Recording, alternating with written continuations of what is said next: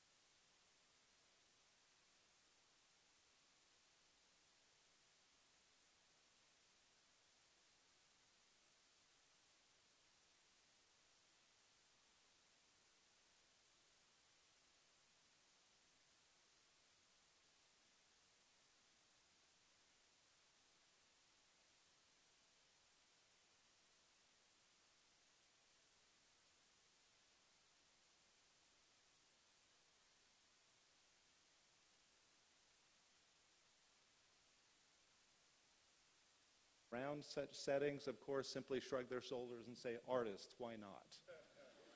After all, what are they going to do? Which is kind of my point here. What is art going to do? If you have seen any of Peter Sellers' amazing work over the years, bringing untold stories of and not to the world in almost unimaginable places within that world, you already know what art can really do.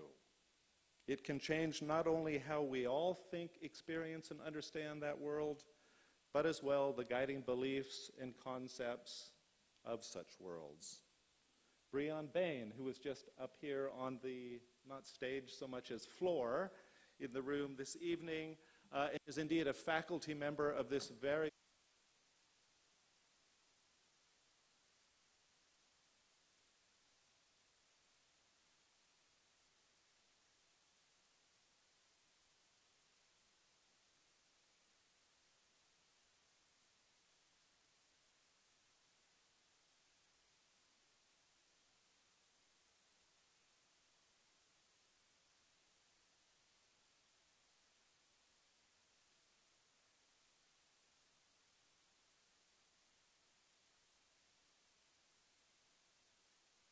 university is and where and how it can be in the world. For me, efforts like Breon's are the exemplars of the promise of a university like UCLA today, where our students, our faculties are bridging and not only reimagining disciplines and professions like those of the arts and law. I am so thrilled to welcome you here tonight as part of that journey. Have the School of the Arts and Architecture included in such work. And with that, and my thanks again to all of you for joining us tonight, it is my pleasure to introduce my colleague Jennifer Mnookin, Dean of the UCLA School of Law. Stay up. I think you should stay up because I think it's sort of fabulous that that this is so joint, that this is together, and that this is together across two parts of campus that don't engage as much as perhaps they should, and so it's kind of symbolic.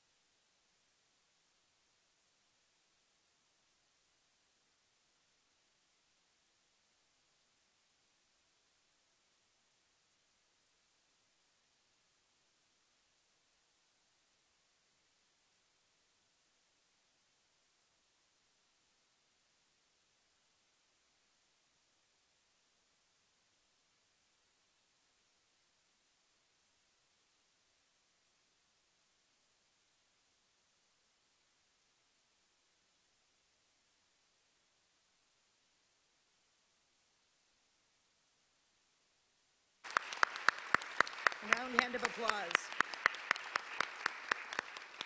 I also want to thank, on the arts and architecture side, all of those who put in great effort.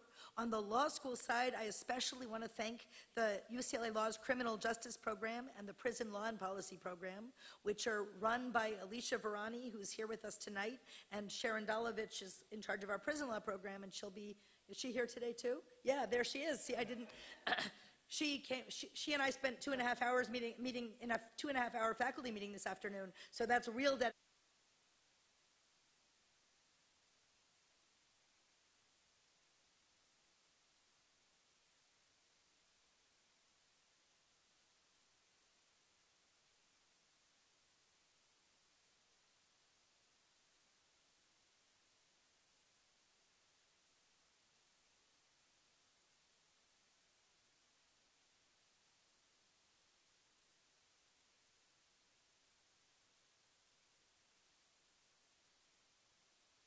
A word about art and law together. Criminal justice is such an important topic, and it's a topic that is front and center in policy conversations and on many people's minds. And mass incarceration is being widely recognized as a giant problem that needs collective addressing. We know that mass incarceration is borne very much disproportionately by people without as many economic resources, by people of color, and that too often the plight of those suffering is secluded in the shadows. And art is one method by which we can make some of that visible, that we can restore humanity and dignity to those who in some settings aren't given that which they deserve, and that we can also communicate, that we can make these issues important and relevant and visible literally as well as metaphorically. Dean Steele talked about the risk of irrelevance. With law, I'm not sure that the risk is irrelevance exactly. Law is present and sometimes omnipresent and hard to avoid. The risk is that it becomes untethered from justice. The risk is that it operates in a separate vein of rules without that form of justice to make it real. And that's part of what art can do. Art can remind us of that, and it can help.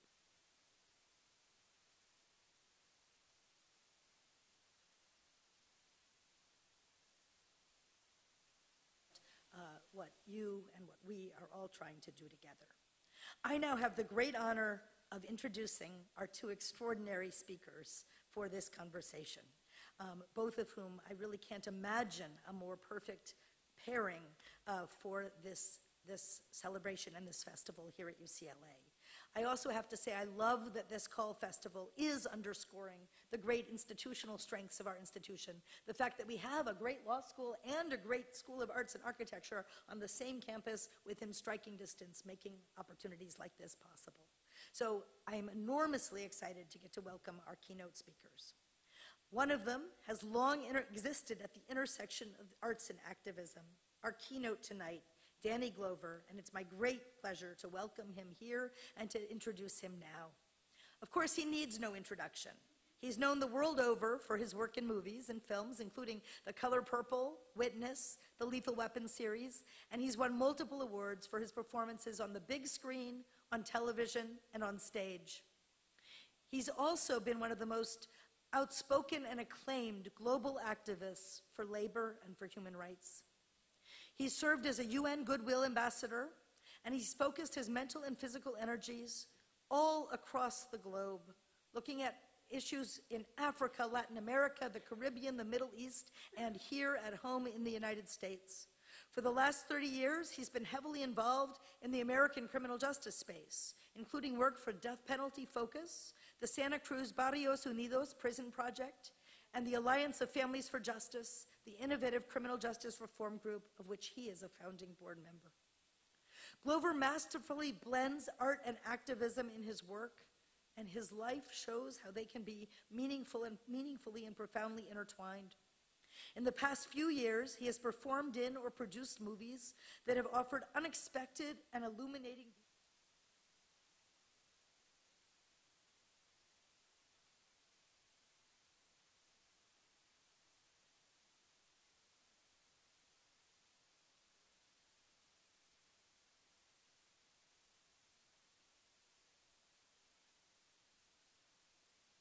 ethos of this event. So I want to say we are honored and tremendously grateful that you are with us here tonight.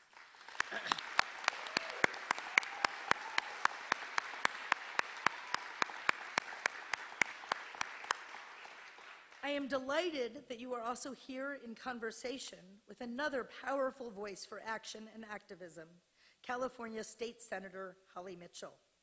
Senator Mitchell is among the top leaders in the state, if not the nation, in the fight for reforming criminal justice and juvenile justice, for protecting the rights and opportunities of children, for boosting families, and for protecting the equality of our most vulnerable neighbors. As just one example, she's currently pushing for the passage of Senate Bill 144, which she co-introduced to end the imposition of criminal administrative fees, fees that especially burden low-income people and communities of color. So thank you for your work on important issues like that one. A dedicated and longtime public servant, Senator Mitchell previously ran Crystal Stairs, a leading child care services agency and family advocacy organization, and she also served as a member of the California Assembly. She represents the 30th California Senate District, just south of UCLA's campus, and she's been a great friend to the university, and I'm actually pleased to say that just last month she was at the law school, just a hop, skip, and a jump from here, where she participated in our UCLA Law Women Lead Summit, which was a terrific day of engagement for our female lawyers and leaders and students with one another. So thank you for participating in that and for coming back tonight. And so it is my enormous honor and pleasure to welcome these two tremendous embodiments of the call to action to this stage tonight. Ladies and gentlemen, Danny Glover and Senator Holly Mitchell. Thank you for being here.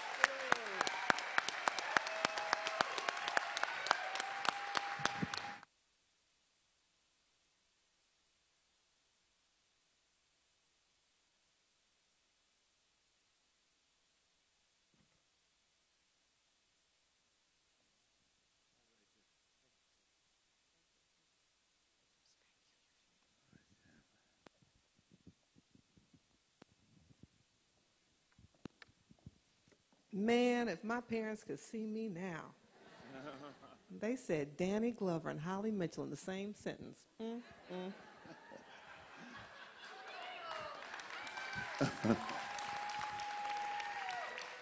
Look out, I might have to blow that day job in the Senate and go to Hollywood. It's my honor to be here with you. I appreciate you. No, we were together in Councilman Alan Warren's event in Sacramento last year sometime. We were together there? We were. But I didn't tell you that I was a, actress in waiting then, but now you know. Alan Warren's one of the really amazing young councilmen in Sacramento. And in fact, I'm on the 18th, next Thursday, in a town hall meeting around the death of young African Americans, men who were shot by policemen there. Yes. But he's one of those very extraordinary young men who is not only been successful in his business ventures, but also successful as well as in the public service. Serves in his own community, lives in that community. Where he grew up. Yes, yes. So, Mr. Glover, I want to acknowledge the men and women who are here with us today who have spent some time living in 12-foot by 12-foot spaces, have spent time away from their families and their communities. There's a young brother here who heard you were going to be on the panel and drove up from Sacramento to witness this conversation. So there are people here who understand what you have done on their behalf. I understand you toured Central Juvenile Hall today. I did. What was your impression? I'm always impressed with young people. I had been just last month at the Youth Center, Juvenile Center in San Francisco, which I seem to be familiar with in so many ways, not because I spent any considerable time in it as a child, but all three of my brothers were in youth guidance to youth YA. Yes. and then from there they graduated to penitentiary, state penitentiary, city penitentiary. So there's a kind of family lore of family history, but all three of them were the most, I think they the most amazing women in my life, my three brothers, you know, and I would have to say in their own way, as they begin to shape their lives and reshape their lives after years of in and out, I thought they were remarkable.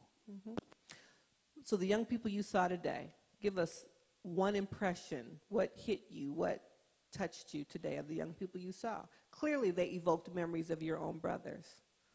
Well, I've kind of, when I'm talking to young people, I realize that I'm specific, and certainly I'm always paying attention to the reaction of something I say. The fact that I'm dyslexic, and the fact that when I share my own experience in my own life, my own inhibitions, my own fears, and how in some sense, in my own way, in my generation, I was able to maneuver through them. And there were several things in my generation that impacted me from the outset. I told the story, as I did, of my third grade teacher, Miss Lumber, who had come from Beaumont, Texas. In order to, graduating from a small black college in Texas, she had to become reaccredited to teach children in San Francisco. And all these children, majority of these children were people that I were like myself, lived in the federal housing projects in San Francisco. So in some sense, I'm trying to connect in stories my difficulty with reading, and at the same time, this way in which I had this kind of appreciation and connection with mathematics. Consequently, you know, I focused on mathematics in high school, and that was the only way I think I got through high school, because everything else, my English and my reading and writing, was something to be desired. Some challenge, whatever. But the mathematics was something that carried me through, and beginning to think I was going to want to major perhaps in engineering. I ended up figuring out that I wanted to major in economics. And just because when I was 20 years old, I read the work of Julius Nyerere, the first president of Tanzania. And I felt he was like they called the teacher, and he was someone that impressed me so much by his ideas and his ideas around this tribute, or this kind of reimagining of African, and through African socialism and everything else. And that was a very cornerstone to my thinking as a young, in a moment, because we're all born in these moments, and the great, you know, saying is, may you always be born in interesting times. I was born into the civil rights movement, you know, unapologetically, and it has such an impact on me from the earliest moments, from Miss Lumber when I was 9 years old, to my parents as union workers working at the post office, and to their relationship to the past and the present. You know, I have the honor of remembering my mother's grandmother, Mary Brown, who was the family matriarch. Mary Brown was born in 1854. She was freed by the Emancipation Proclamation. And at that same time, when I remember images of her, when I lived on that farm in rural Georgia with my grandparents for a period of my life, my early life, some of my first connections and first sensibilities of smell, taste came from there. And I go down there, even now, I'm down there almost every other month to see my mother's 96-year-old cousin, and Fanny. And so all these kind of things that are connected, you know, the webs in my life. And the one thing about it is I'm born in San Francisco. Born in San Francisco, and San Francisco has a certain lure to it. I was talking to a young friend of mine who was a very successful doctor. She was one of my classmates at San Francisco State. And she talked about the people who influenced her life, and talked with medicine and were important to Carlton Goodlett. Carlton Goodlett in San Francisco ran the black newspaper. He owned the black newspaper. He was also, most people, he was a socialist. people don't want to admit that point in time, but in the sense that Norton, he was one of those people who were around and circulated and who were mentoring us, even though we found in everything that went wrong, we wanted to criticize them, as we always do. That's the generational thing of criticizing it. But they were able to be able to be there in a sense. And I think that those are the things that I think influenced me, you know, and the civil rights movement. You know, Bob Moses now is one of my closest friends, but I knew who Bob Moses was when I was 16 years old, you know, and following civil rights workers in the South, people like Fannie Lou Hamer, Diane Nash. All those people were people that I was acquainted with. As I thumbed through my San Francisco Chronicle paper early before I started delivering them at 4:30 in the morning, looking for any news that was happening. Those were the kind of engines and the kind of moment that I lived in. I mean, I would always want to think that everyone lived in the same, and existed in that same rhythm, but perhaps they didn't. But in some sense, it's shaped my ideas. And then, I mean, I'm only an actor, I tell people, because of Athol Fugard, you know. And Fugard, the great South African playwright who wrote The Island, Sizwe Banzi is Dead, The Blood Knot, Bozeman and Leona, which I did as a film with Angela Bassett, and Master Harold and the Boys, which I ended up starring in Broadway in 1982 in. And those were the kind of things that pushed me. So the idea of using art as an engine for transformation, an idea of using art as a reflection of, not simply, as Paul Robin said, it is the artist's responsibility, not simply to tell the truth as it is, but its capability, the artist's capability of telling the truth that we want to imagine as well. And to tell the reality that we want to imagine. That is that idea and service. And then have the opportunity to be around, you know, someone I've known over half my life, and has guided me in some sort of ways, directly, indirectly, because of his own experience. It's hard not to be around Harry Belafonte and have something come out of you. Something comes out of you from his work with young people like Nana Alejandres and Borrellos Unidos, for the work that he did with Unity One and others, with Bo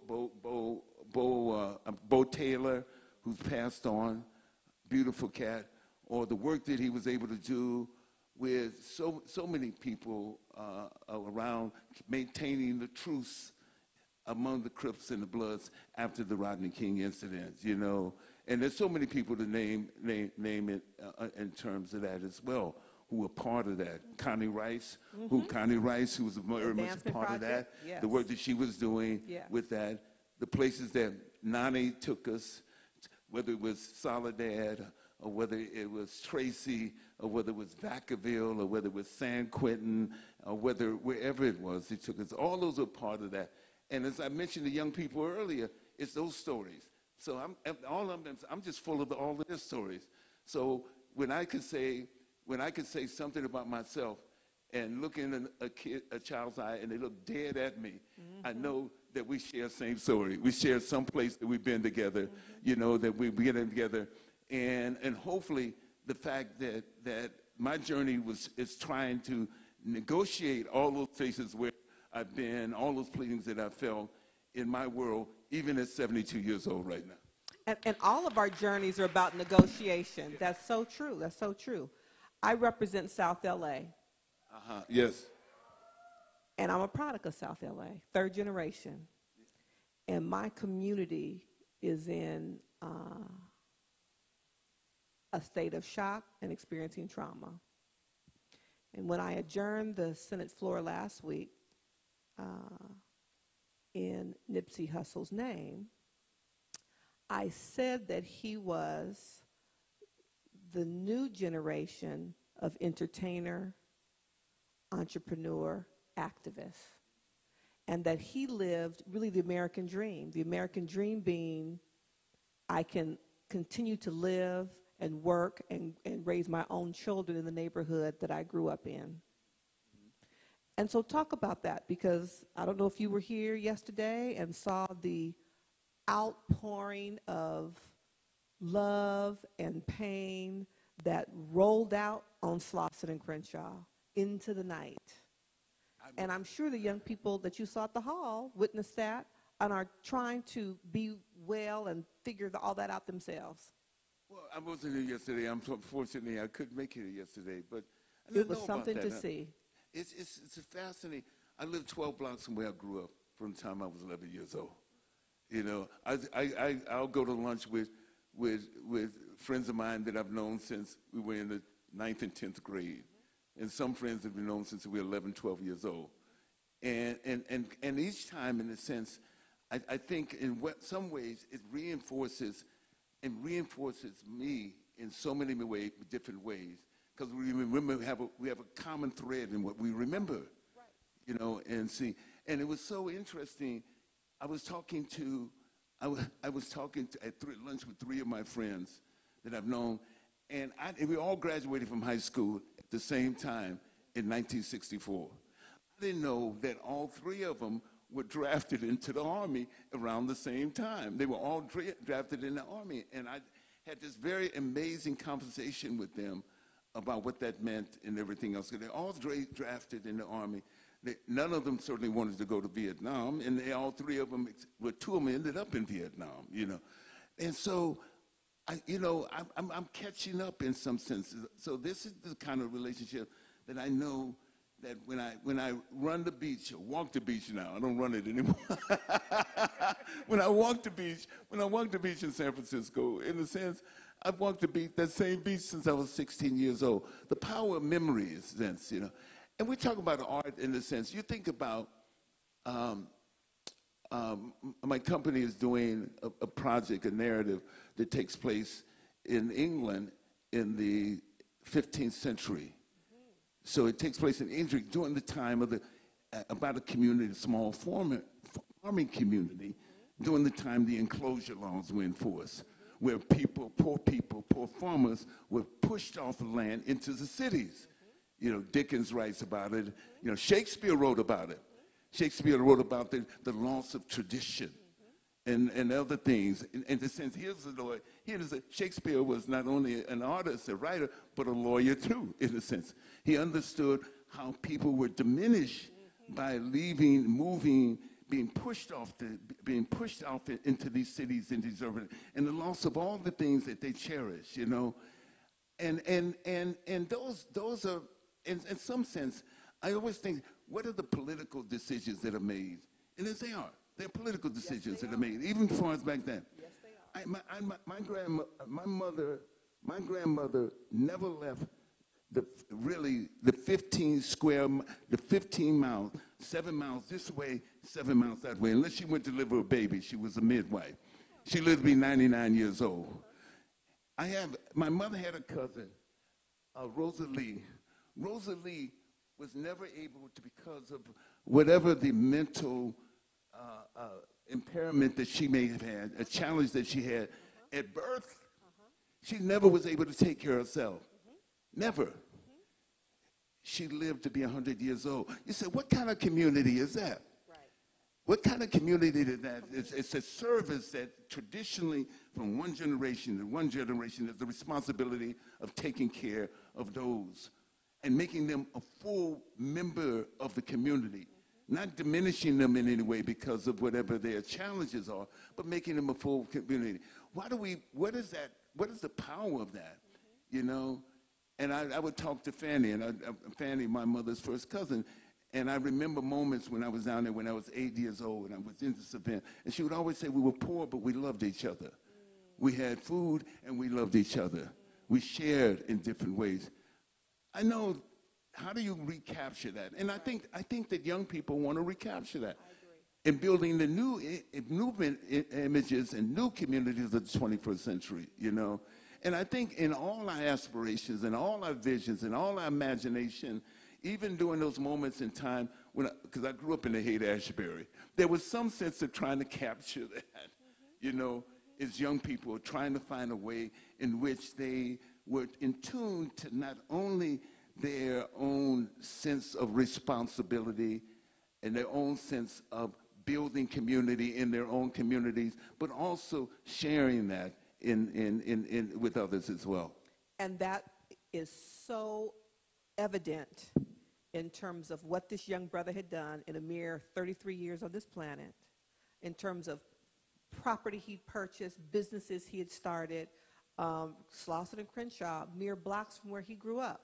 And so I agree with you. I think young people, my hope is that the throngs of people that came out just to see his casket go by will understand that they too have the power to do the same thing.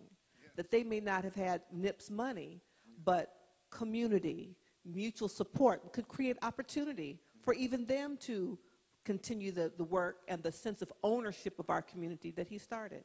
That's my hope. Exactly. And we have, I think we have many pitfalls because in the search, there's no specific timeline or no particular methodology. Sometimes we're in the dark of that, you know. But what did Einstein say? That imagination is more important than knowledge, you know. So what we can imagine, in this sense, in this way, is what's possible. I remember I was just reading an interview by Angela Davis after she had was supposed to receive the Civil Rights Award, and then it was rescinded, and they gave a special program in her hometown,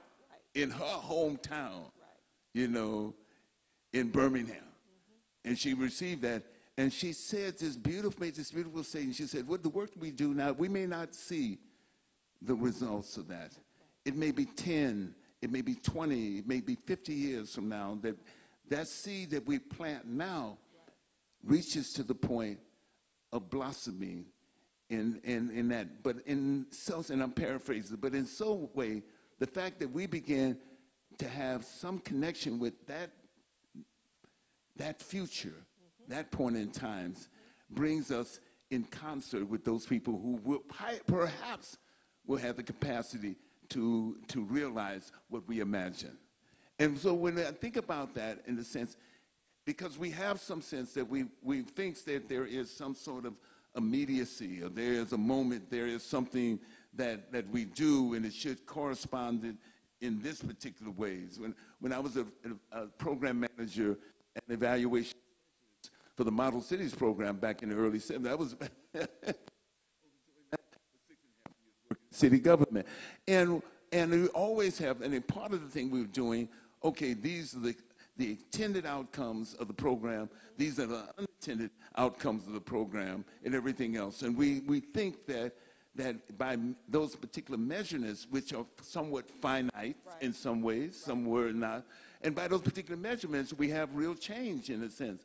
But what is that? What is the course of human change and evolution? And these were remarkable moments. When I worked in the Baby Hunters Point, which is southeast part of the city, you know, which is primarily African American, and the mission, which is which is primarily Hispanic right there. When I worked in those, I mean, I met some of the most incredible people.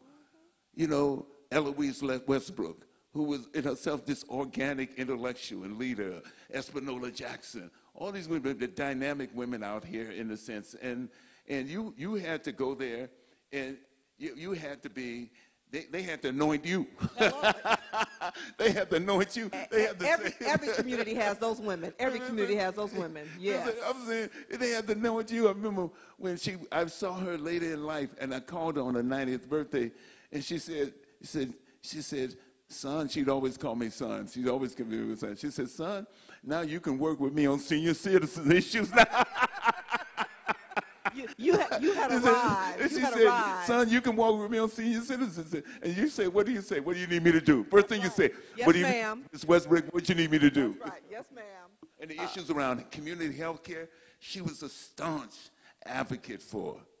You know, and some of the ways of things that happen in San Francisco institutionalized around that were the stuff that she and others like her advocated for in you know, almost 50 years ago. Yeah. And Los Angeles and South LA and Watts certainly have their sisters Sweet Alice Harris, who founded the Mothers of Watts 60 years ago, and my mother was a social worker in South LA, and Lillian Mobley, those women who, after the Watts uprising, said, we don't have a college, we don't have a hospital. Yeah. And those women built King Hospital. Those women built Cal State Dominguez. Yeah. And so it's those generations. Every community has them. Yeah. And we all, and you're right, we go by and bow down. Yeah. I'll be going to Sweet Alice's on Mother's Day to bow down, because that's what you do, if you want to survive. Right, if you want to survive in these communities. You talked about you are now walking on the beach. What is your dream for us? What is your dream for the future? All the work that you're doing, all the places and spaces you have been, the time you have committed to helping the least among us. What's next? What is your wish for us?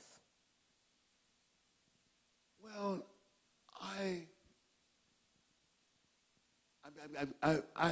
my wish is that the work that so many have done in making and struggling and finding a way of realizing our full humanity, that there are young people who've taken the next step, and they are. You know, they're right here. They're young actors who've taken the next step. Right here. They're here. They're all around here, in a sense. And that's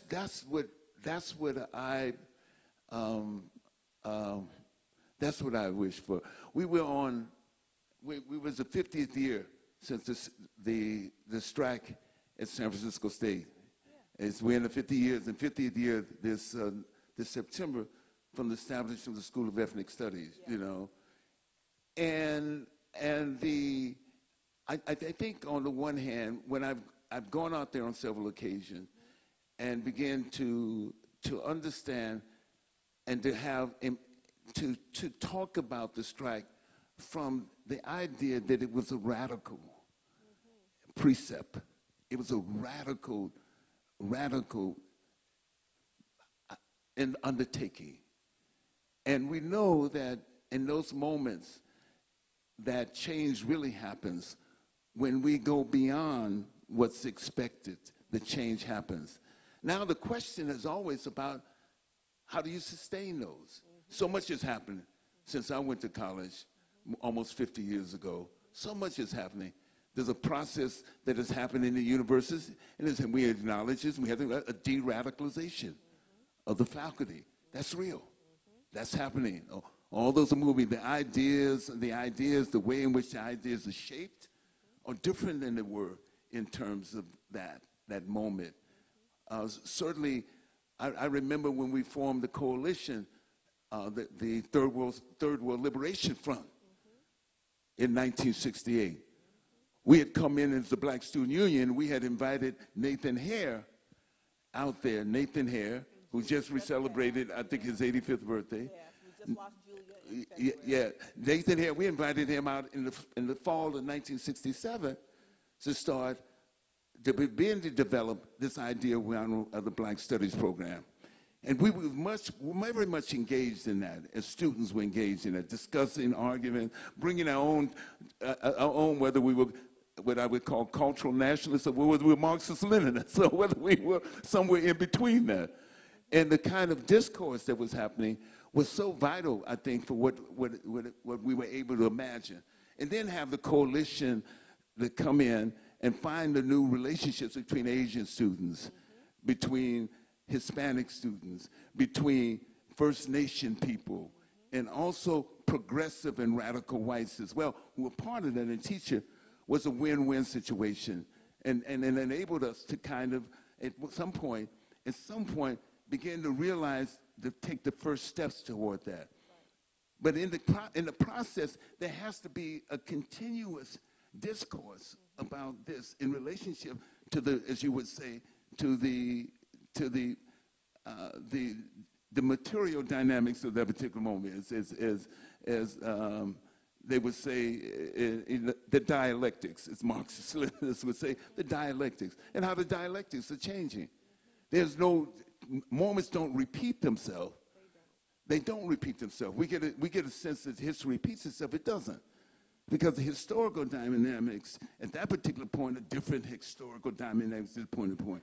Right. How do you function within that framework and at the same time create a kind of advanced, imaginative way in which we can reconstruct the world we live in and reimagine the world we live in?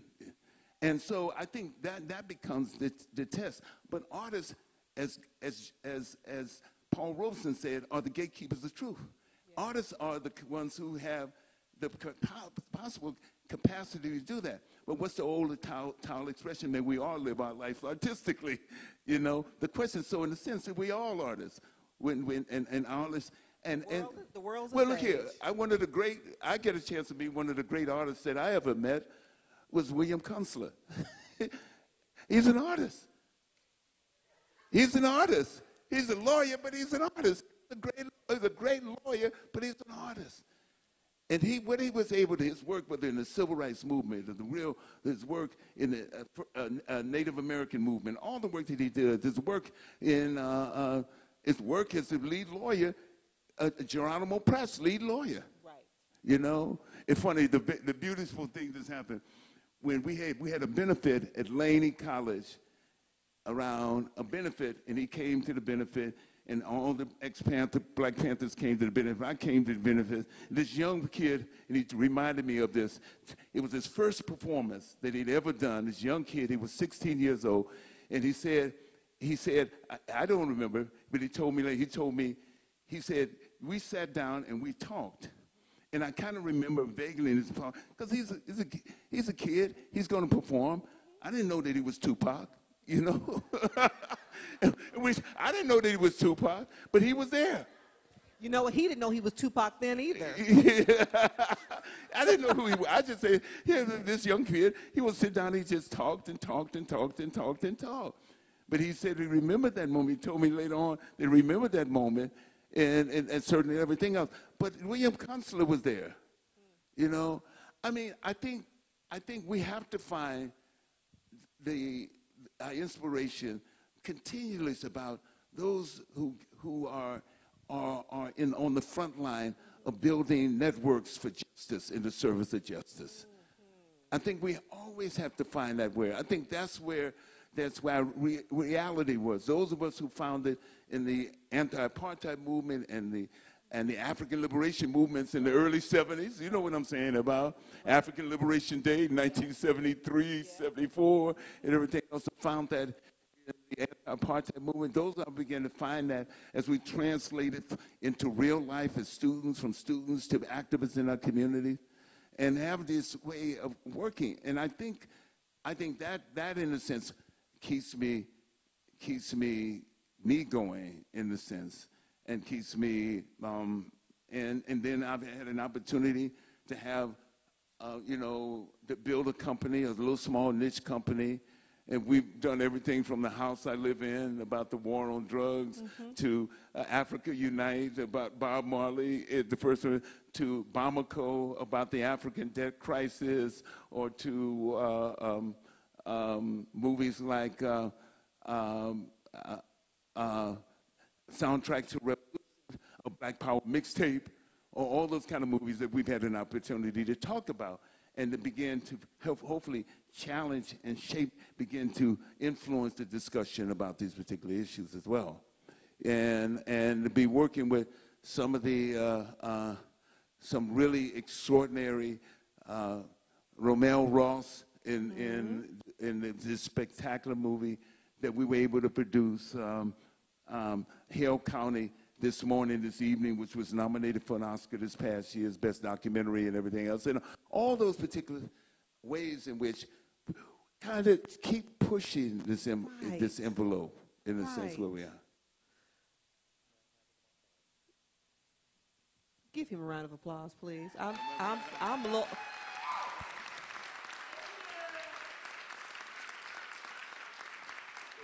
You have fed us tonight.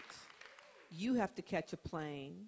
And so the takeaway from this is we have to keep pushing.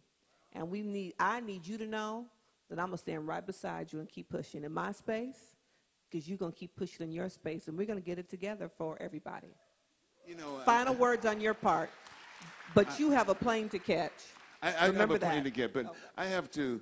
I've had in this world, I mean, and he's not in the audience, but one of my great friends, Robert E. Kelly. I met him when we were with. I considered the Africana Studies program at NYU 25 years ago. It's my intellectual home, where you had Jane Cortez, you had Mancha Giora, you had Robert E. Kelly, you had all these scholars who were at Clyde Taylor, who was the one who brought me in the early 70s to African films. He brought me, as he said, this was about an African film festival. And here he was with an African film festival and everything that brought me to African films. So you got all those things. So there's so many ways in which we hopefully, you know, that I walk on that beach just for inspiration by myself in the morning. In fact, sometimes I go on the beach and the wind in San Francisco, it's not the LA beach, you know. The wind in San Francisco is blowing you forward and almost knocking you over. You got to walk fast enough for it to knock you over.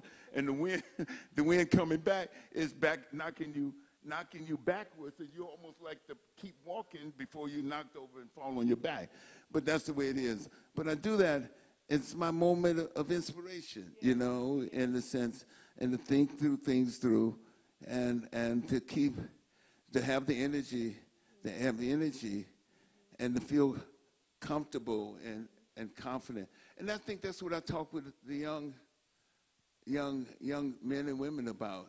And sometimes when I share my story, my own story, my own inhibitions, my own fears, you know, my own sense of not being good enough, and all those kind of things that you find that we all have, and some sort of forces that those forces come right there, you know.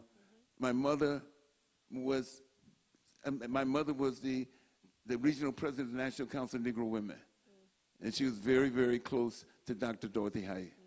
So yeah, I come out of this. This is part of that, and I couldn't imagine being raised by those two people, my mother and father, who I was a foot taller than my dad, but he was a giant to me, and everything else.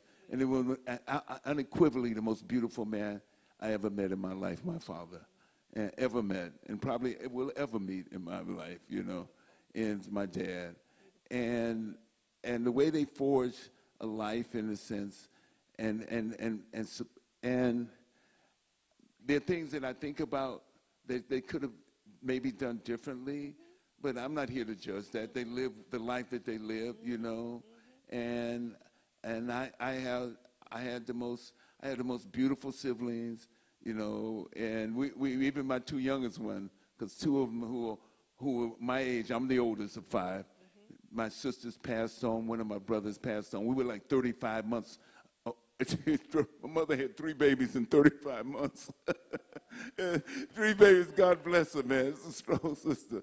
And she had 3 babies in 35 months. And to have that as a bar, to have them, and then to have my 2 younger brothers with me. And we talk about what it was to have this experience, all of the experiences, you know. And so I told a story about my mother. I was coming home. I told the young kids we were coming home from Vacaville, visiting my younger brother at Vacaville State Prison.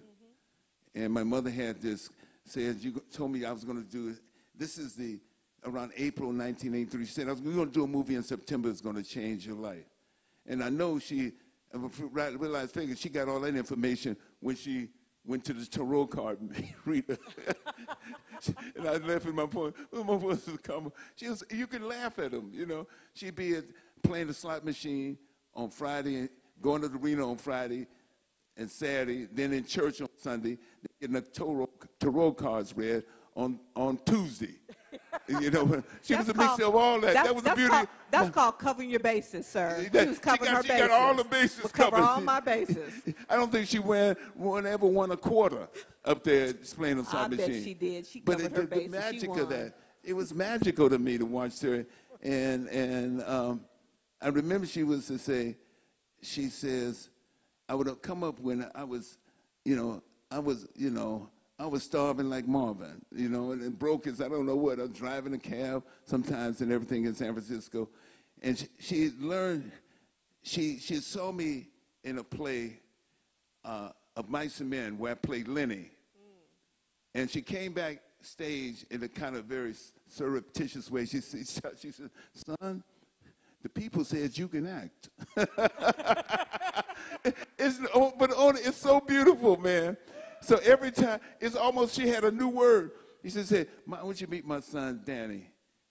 He's an actor. And I'm starving like Marvin.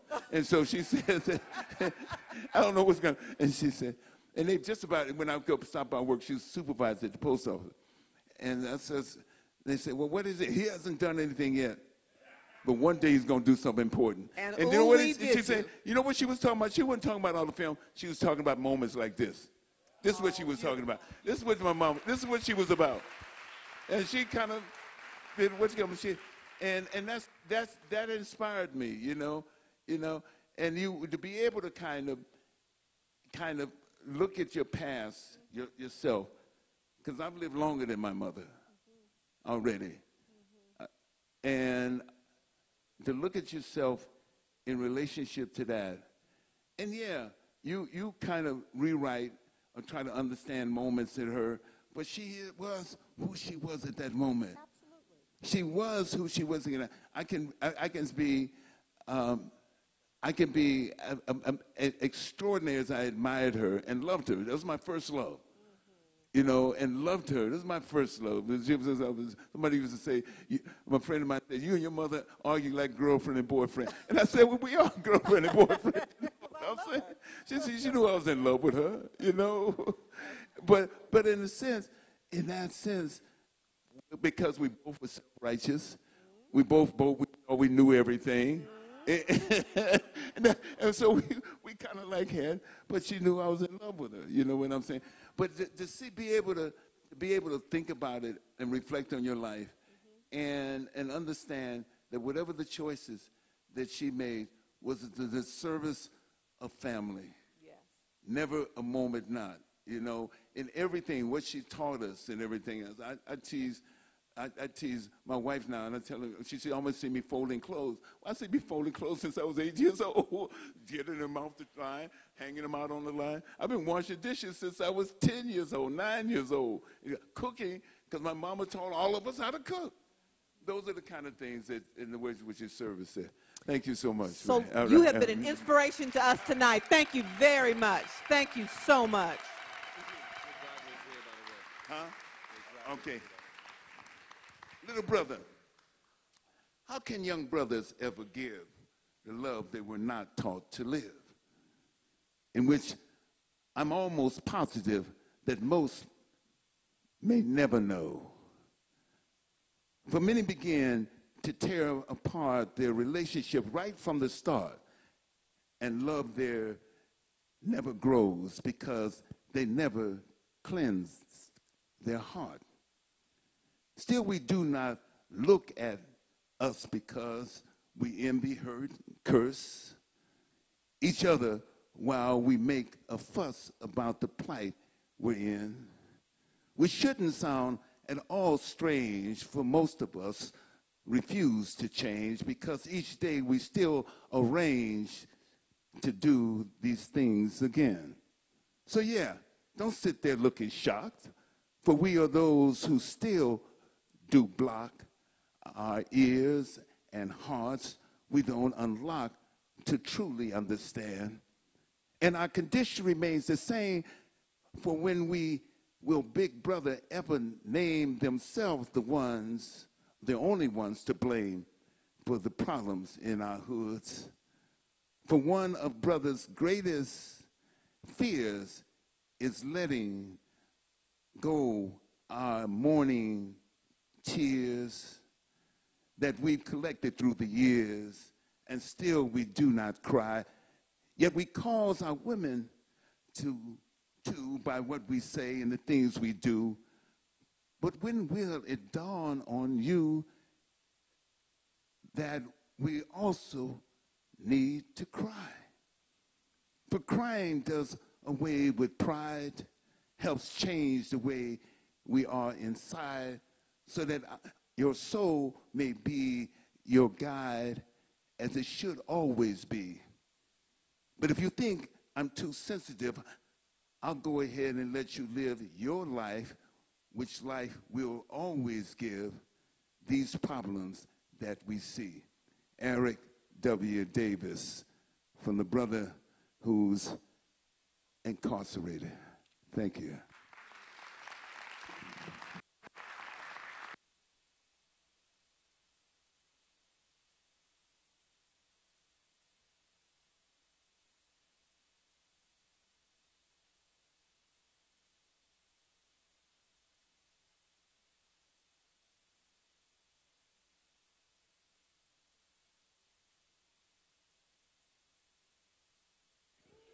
One more round of applause for Senator Holly Mitchell and Danny Glover.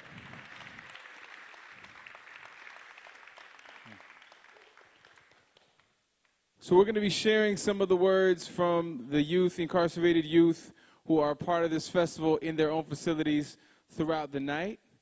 And to introduce our next guest, who will be sharing some of those words, please put your hands together for the person who's proud this entire festival was Delarum. One more time, put your hands together.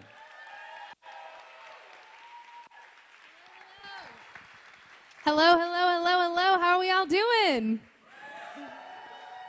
Thank you so much for coming out. My name is Delarum. I really appreciate you all taking the time to be here. We're going to switch courses now from our keynote to our live performance showcase, and we have an incredible lineup for you all. Danny Glover was kind enough to do our first reading of the night, which is a poem by a currently incarcerated artist who sent over his piece to us to be shared with you all this evening. Our second performer is someone who, well, it's been a dream to me personally to meet. Jason George is an actor, an activist, an artist, a leader in our struggle for criminal justice reform. He starred in Grey's Anatomy, now in Station 19. He is the director of diversity at SAG-AFTRA, and he's done a lot of work specifically on death penalty reform. Thank you so much, Jason, for joining us this evening. Give it up, y'all.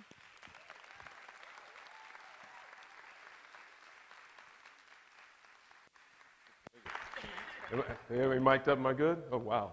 There we are. How y'all doing this evening? I got to follow Danny Glover. Really? You gonna do me like that, Breon? Right?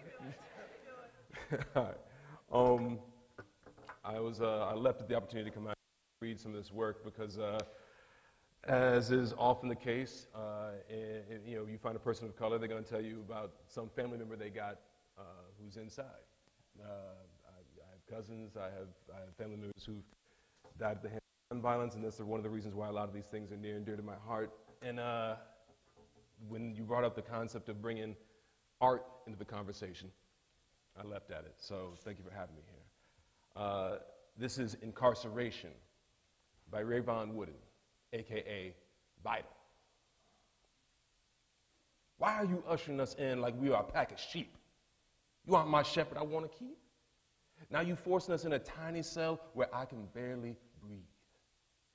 Meanwhile, you got the walls and toilets smelling like sardines. Now you got me waiting 3 hours to get processed. What? You giving me this ID and stripping me from my name my parents gave me. You for sure can't tell me this ain't slavery. Oh my God. I'm living in a 200-man dorm setting. It's loud. What's that?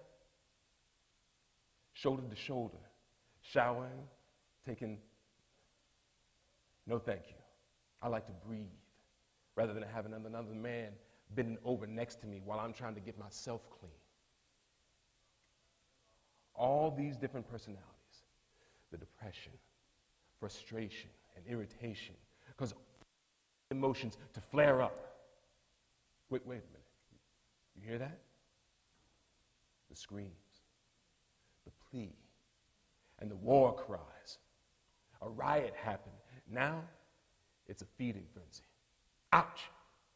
My ear is ringing. The gunshots, 3 inmates dead. The casualty, the fatality, and the brutality of such an event. You think you can reduce the inmate population by killing us off? You're wrong. This is not going to solve your problems dealing with mass incarceration. Oh yeah, before I forget, back to the dorm settings, where there's no sprinkler system. End up losing your life when a fire breaks out. Now inmates is running for the exit door like a stampede. Get out! Get out before it's too... Why don't you help? Stop the mass incarceration. Stop the frustration. Stop the irritation. Stop the killings. Stop the frenzy. Stop the slavery. Stop it all. Instead of closing your hand on mass incarceration, open up your heart, mind, and hand on mass incarceration. This is vital. Peace.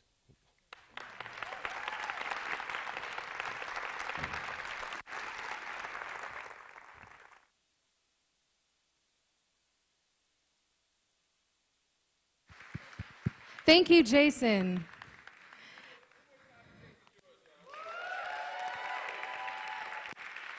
You know, I should say Mr. George has been with us all day. So really the goal of CALL has been to bring the voices of currently and formerly incarcerated people to the forefront of our discussions of criminal justice.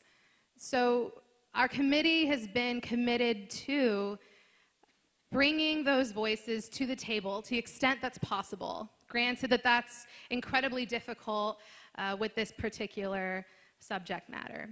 But we were privileged to invite Jason George, Danny Glover to join us this morning at Central Juvenile Hall to watch my co-host Breon Bain's performance of his one-man, incredible, moving, inspiring show, Lyrics from Lockdown.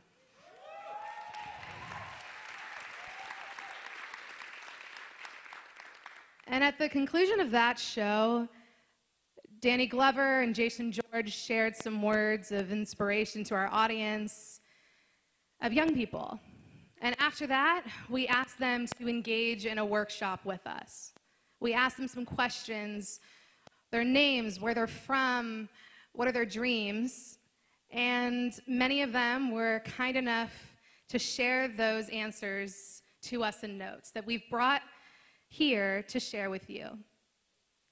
So to kick us off, we'll start off with a fact about mass incarceration, and then to lift us up, you'll hear from the words of one of the young people we met today.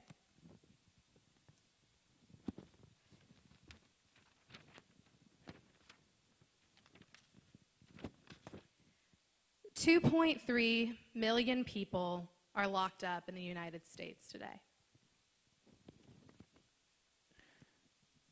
Sierra is a young lady who is currently incarcerated at the Central Juvenile Hall, and she wanted us to share with you. She is from Vegas, Nevada. She says, "My biggest struggle is not knowing that I can succeed." She says, though, "I am resilient because I've been through so many obstacles and I still stand tall.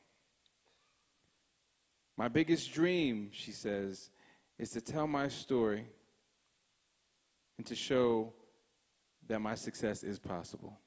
This is from Sierra this morning after the workshop that Jason and Danny participated in with us. So give it up for Sierra one time. Yeah.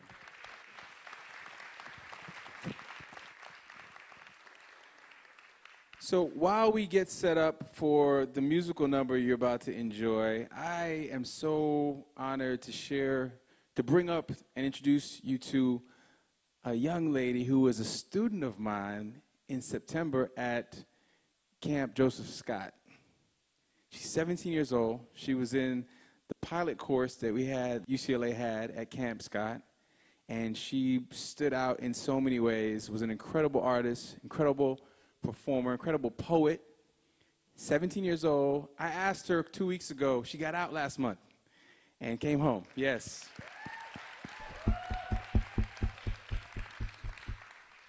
So 2 weeks ago, I asked if she would come and open up for me at the California African American Museum. I had no idea she was going to come and steal the show.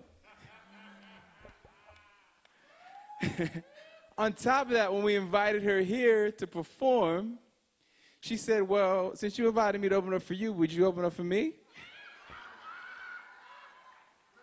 I said, you 17? Game, all right, all right. And she hosted the show that we had here at the end of the class in December, rocked the mic, tore the house down. And, you know, she said, when I get out, you're going to have to help me come here to UCLA. I was like, absolutely. So as much as we can get you on campus, we'll get you here. But she said she's only going to get up here if I open up for her. And so I have to share something. She specifically requested this. I think we're going to cut our intermission out so we can fit this in. But this is Elliot Bohr, brilliant guitarist, producer. You may know him from Aloe Black's records and A$AP Mob, A$AP Rocky's records, brilliant cat, collaborator. And Brandy asked us to share this little ditty, an oldie but a goodie, from my mentor, Danny Glover's mentor, Harry Belafonte. So we're going to share this with you, but I need your help to do it, okay? All right? Speaking truth about what's going on in the world. So when I say, huh, I need y'all to say, smarter. Can y'all do that? All right, let's try it. Huh. Okay. This side was strong. This side was like the remedial section. Let's try that again. Huh. Okay. All right. You think you're ready, Brandy? All right. Let's try it. Okay. I say, let us take man and woman together and find out which one is smarter. Some say men, but I say no. The woman got the man beat, they should know, not me. But the people them say, the men are leading the women astray. But I say, that the woman of today, smarter than a man in every way. That's right, the woman is hooked. That's right, the woman is hooked. That's right, the woman is hooked. Right. Right. I was treating a girl independently. She was making baby for we, the baby born, and I went to see. The eyes was blue, it was not by me, not me, hey.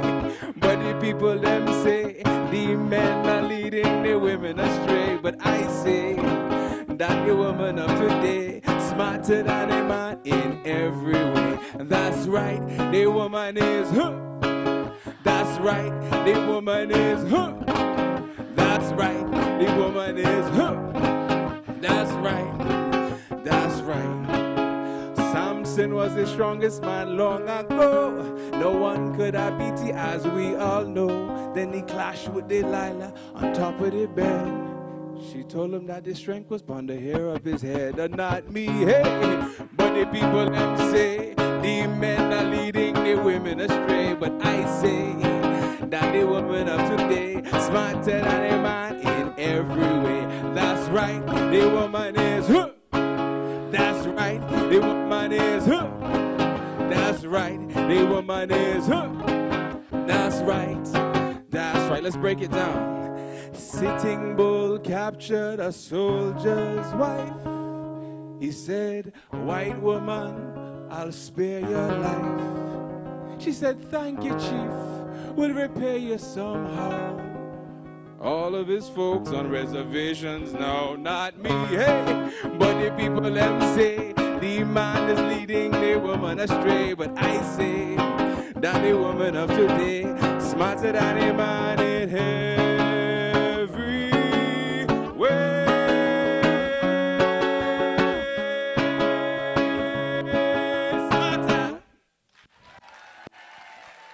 Elliott Bohr.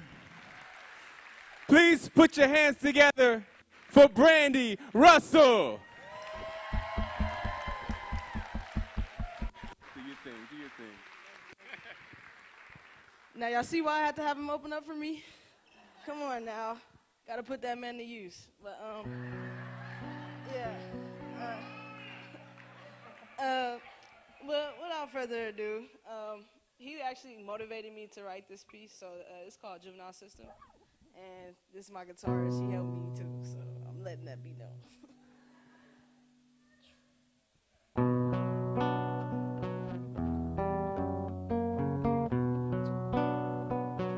So if y'all don't know how it feels to be in the juvenile system, this is exactly how it feels.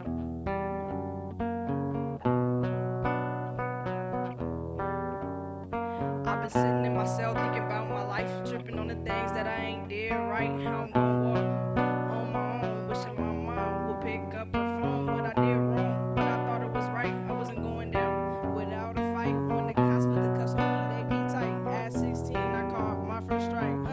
Now I'm all alone in the cell. I pray God will bring me out. Now I'm all alone in the cell. I pray God will bring me out. I got a crazy life, you can tell when you look me in my eyes. I'm just an angel coming out of hell. A piece of paper and a book is all I got in the cell, and we ain't grown, so there ain't no fucking bell. But I wish I could be out of this shit. We gotta go back to my room, so now I'm having a fit. Thinking back to the days when I used to be lit, sneaking my little things into my crib. Now where they at when you really need them? Where they at when you really need them? Where they at when you really need them? Where they at when you really need them? Where they at when you really need them? Where they at when you really need them? Where they at when you really need them? Now I'm all alone in the cell. I pray God will bring me out. Now I'm all alone in the cell. I pray God will bring me out. I got a piece of paper and a pen. That's when the magic started happening. I wake up and ask God to forgive all my sins, to look over the world and all my friends. I'm a real thug, ain't no need to pretend. I'm just telling you, so don't be quick to defend the animosity that ain't there, cause I ain't scared. I might keep my wife close, but wisdom ain't shared. Explain myself to you, that's something I told myself not to do. Tell you how I feel, and yeah, end up in shoot. I make a sick life, like you got the flu. And how I end up here, I ain't got no clue. I ain't got no clue. I ain't got no clue. I ain't got no clue. I ain't got no clue. Now I'm all alone in the cell. I pray God will bring me out. Now I'm all alone in the cell. I pray God will bring me out. That's my first song, y'all.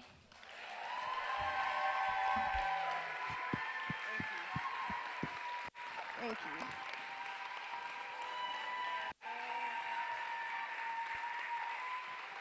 Thank you, thank you, thank you. All right, after this song that I perform, I hope you guys remember my name. You know, it's not that hard. If you know D'Angelo Russell, who plays for the Spurs, that's my cousin. So putting that out there, just be like, D'Angelo cousin, you know. But this next song, I kind of been practicing. I don't have it down packed, but just please bear with me if I mess up.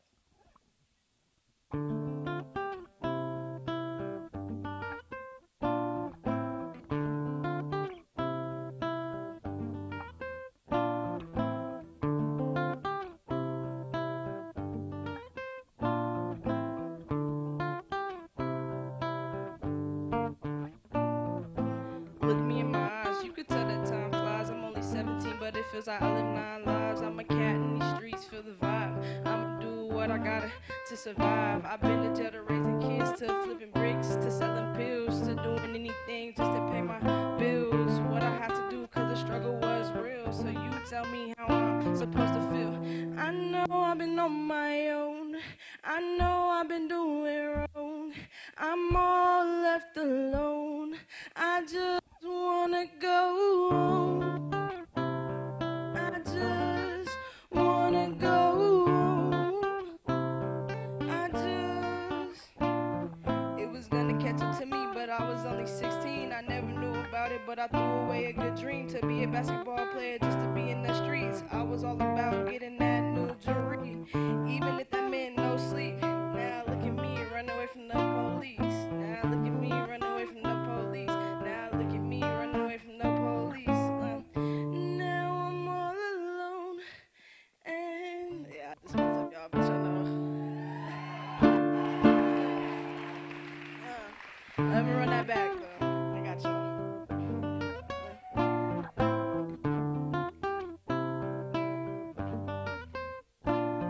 I've been on my own. I've been doing wrong. I'm left alone. I just wanna go home. I just wanna go home. I just wanna go home. See the world catch up to me behind bars. No more fast money and fast cars. Left life by me like a track star. Get that master degree, yeah, that's hard. Legend is the goal, but dream the stars. Shout out to Elliot, the prodigy on the guitar. So don't mind me if I mess up, y'all. This is just the start. I know I'm on my own, and I've been doing wrong. I'm all left alone. I just wanna go home. I just wanna go home. I just wanna go home. I just wanna go home. I just wanna go home.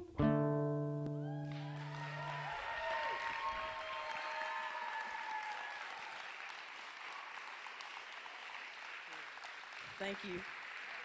Thank you, thank you, thank you.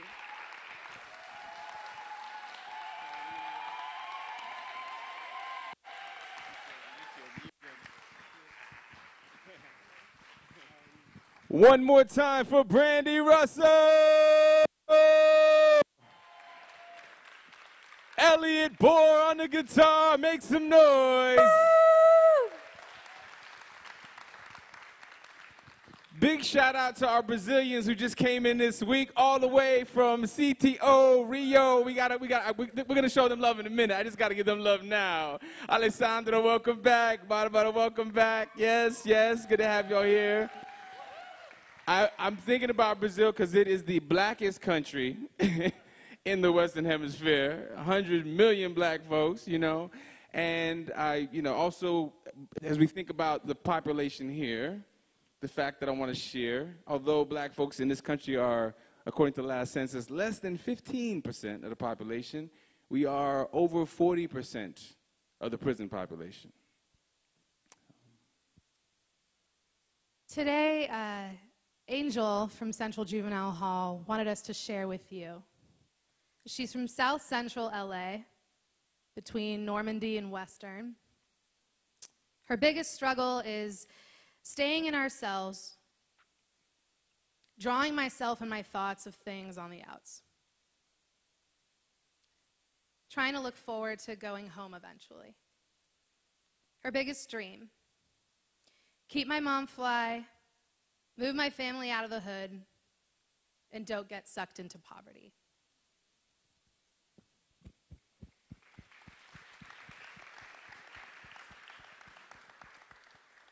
It's now my privilege to welcome my friend to the stage. When we dreamed up this festival, well, I selfishly wished that someone from the law school, my school, would submit their name to be one of our performers this evening. And my wish came true. His name is Ade.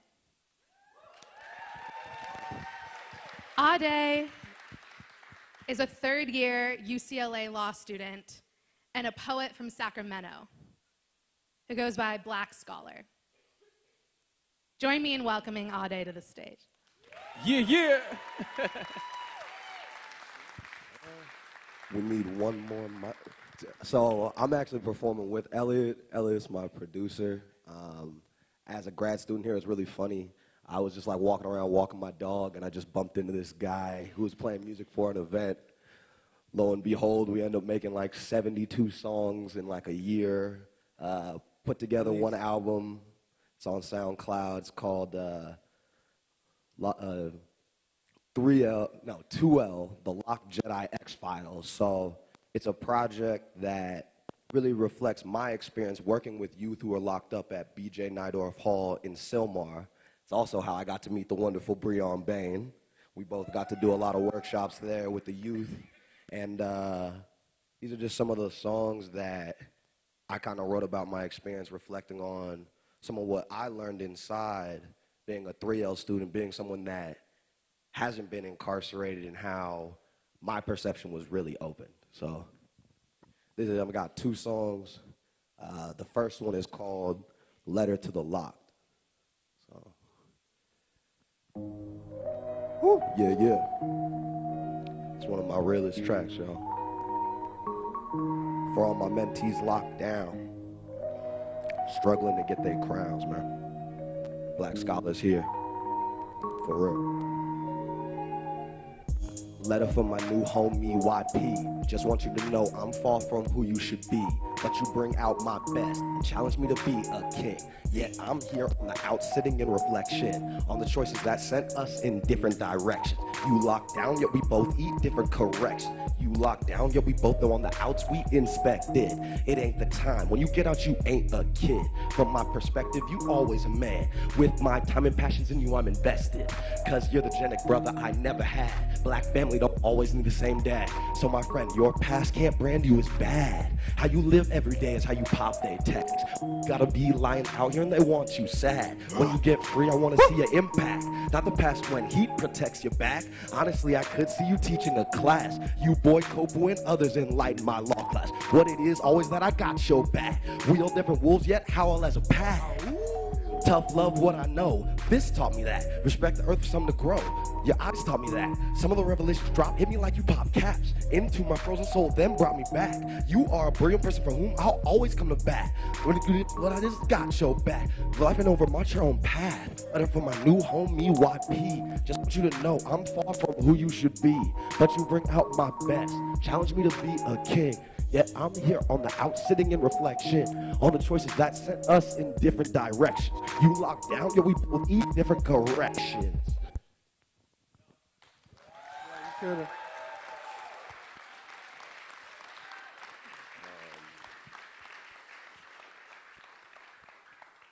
So that was really a letter to the locked, right? But this second song is about what my homie YP taught me.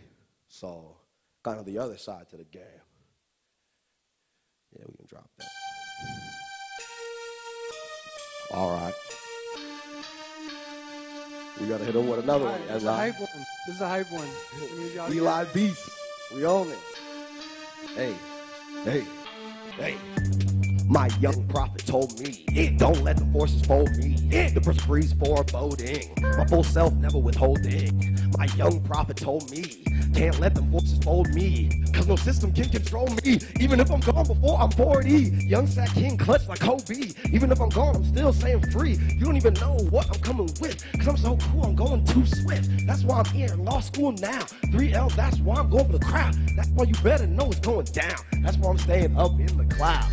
But I know I gotta keep my arm green, cause I know that's what we need. All the things in my community. That's why I need to dream. Keep it all together, do those things. More than one, need about 3. That's why I gotta stay dynamic, me.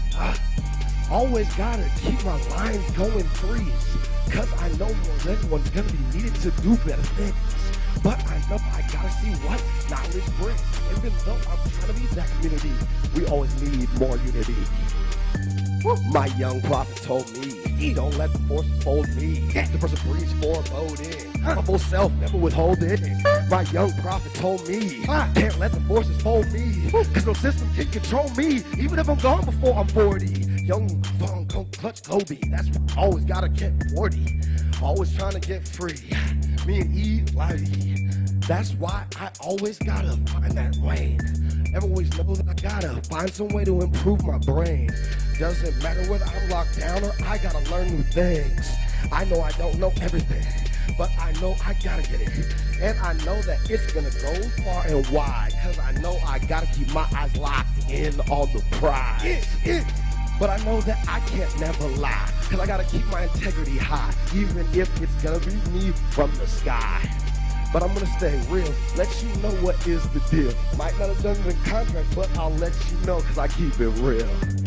My young prophet told me, don't let the force fold me. To release foreboding, my full self never withholding. My young prophet told me, can't let them forces fold me, cause the system can't control me.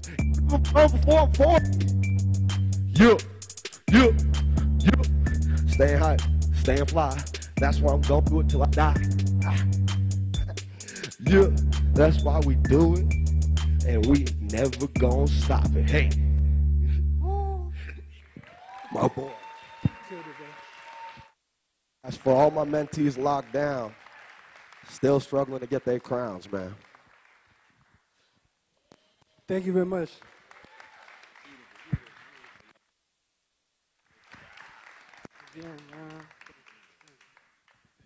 One more time, y'all. Fade Jackson and Elliot Poor. Dylan, I was thinking maybe we could do something like that vibe. You and me, we could just get a little. Yeah, just start that up right now. You want freestyle real quick now? You sure? I think we've given them something enough. Okay, all right. If you feel inspired, though, we could just, off the top. Let me know. The next fact I want to share is something that speaks a lot to me because of my experience interning at the Public Defender's Office this past summer.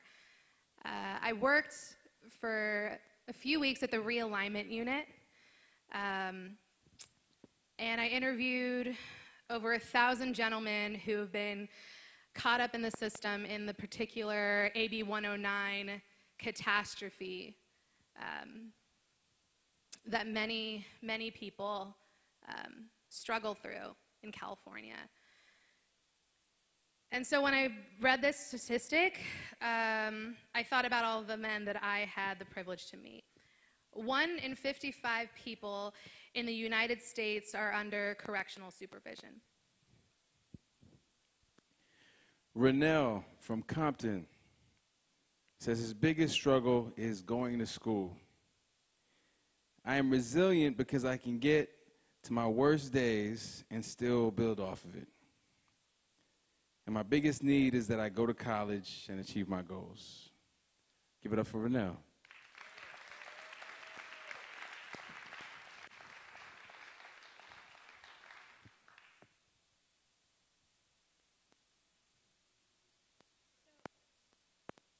At this time, I have the privilege of welcoming to the stage Luis Rodriguez. And when I asked him whether he goes by Luis or Louis, he told me, my friends call me Louis, so that's what you can call me starting tonight. It's an honor, Louis. Louis comes to us as LA's Poet Laureate from 2014 to 2016 and is a best-selling author. Tonight he'll be reading to you excerpts from his latest book, Borrowed Bones. Following the reading, Louis kindly agreed to do a brief Q&A with you all. So start thinking about some questions, everybody. Welcome.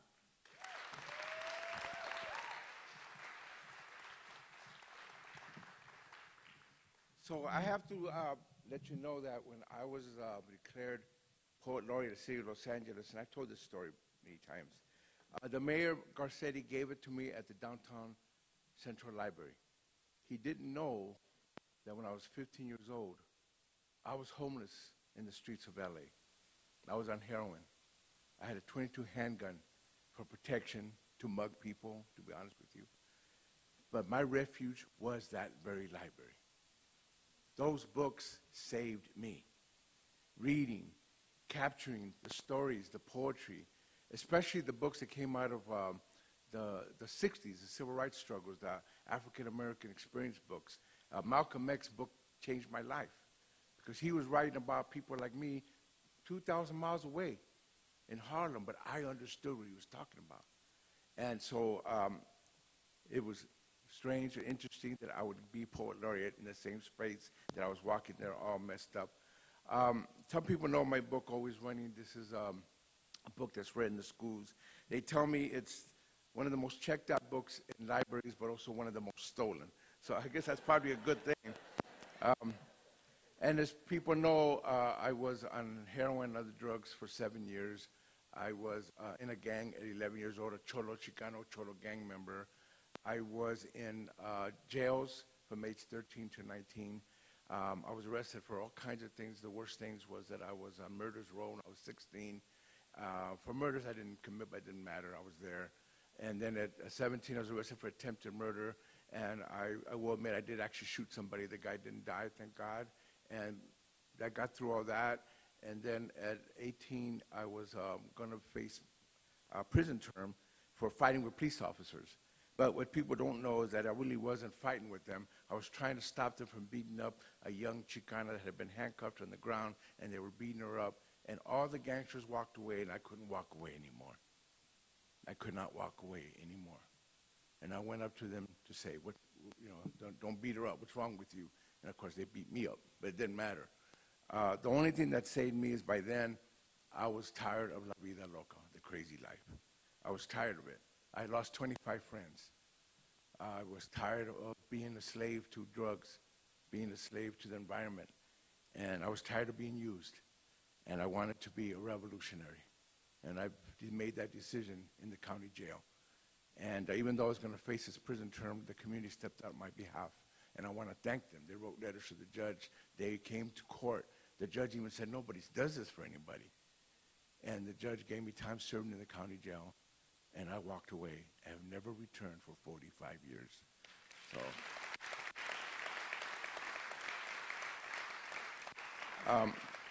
unfortunately, of course, being incarcerated is part of my family's life. My father was incarcerated in Mexico.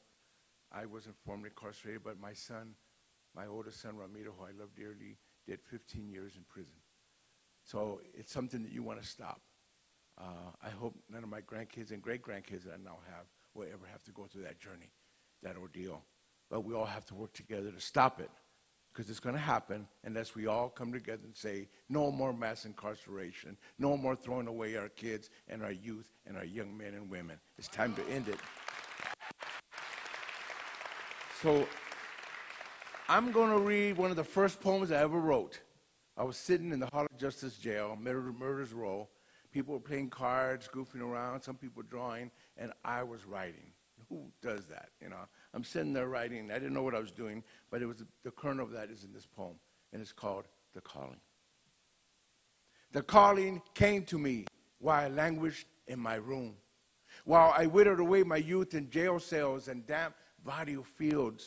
It brought me to life out of captivity and it tattooed the street-scarred place I called body. Until then, I waited silently, a deafening clamor in my head, voiceless to all around, hidden from America's eyes, a brown boy without a name.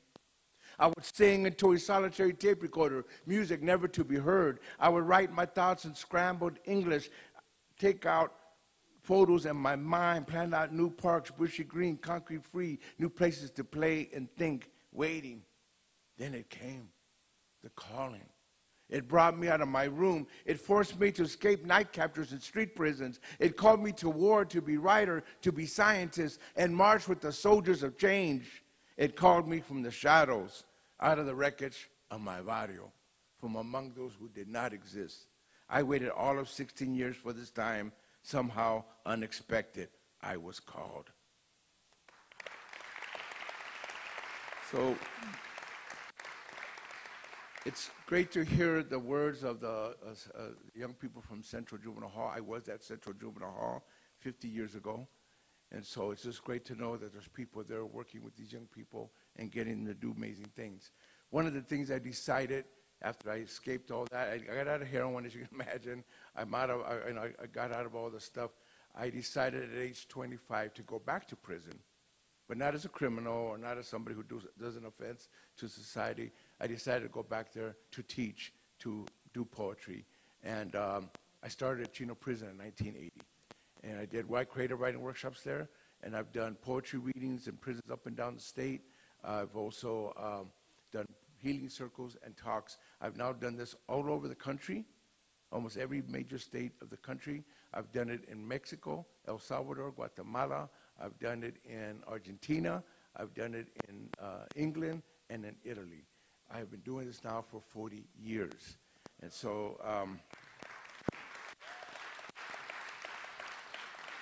and later on you'll meet one of, I hate to call him a student of mine, I'm actually a student of his, one of the guys that I met more than 10 years ago at Lancaster State Prison. He's going to come up because he was in my class, I remember, more than 10 years ago.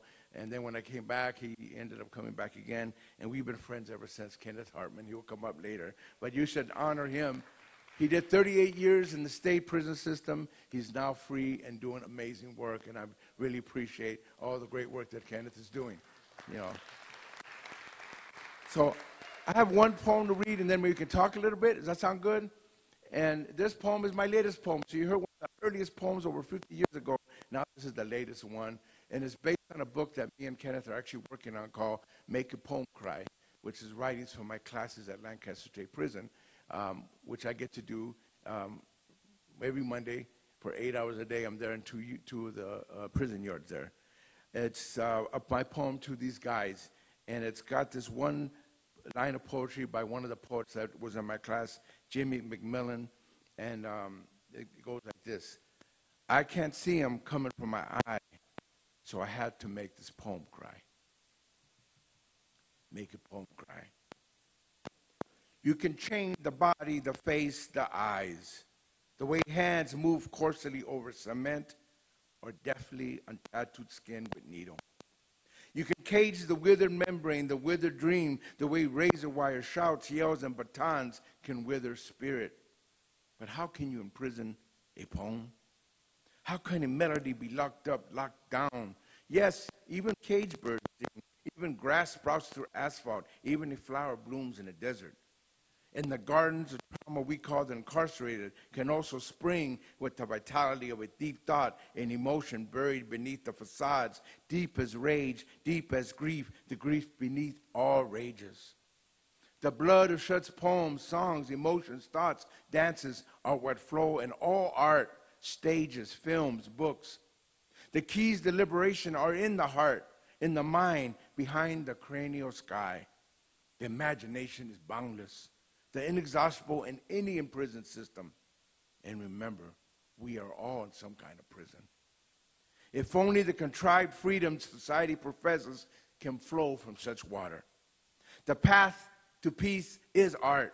Arrows puncturing the phantoms that haunt ghettos, barrios, trailer parks, reservations, migrant camps, homeless enclaves, forcing poverty of things into poverty of spirit. Drugs, belief systems, illusions of a world magnitude are not as powerful or lasting as the solidity of dreams. So when you can't see a tear drop from an eye, let a poem cry.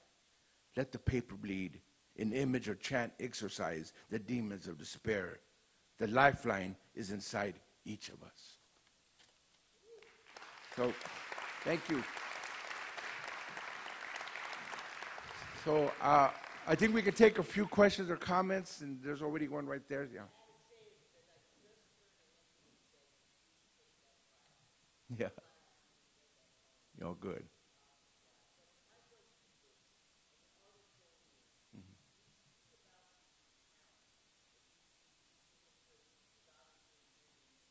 Yeah. Yeah.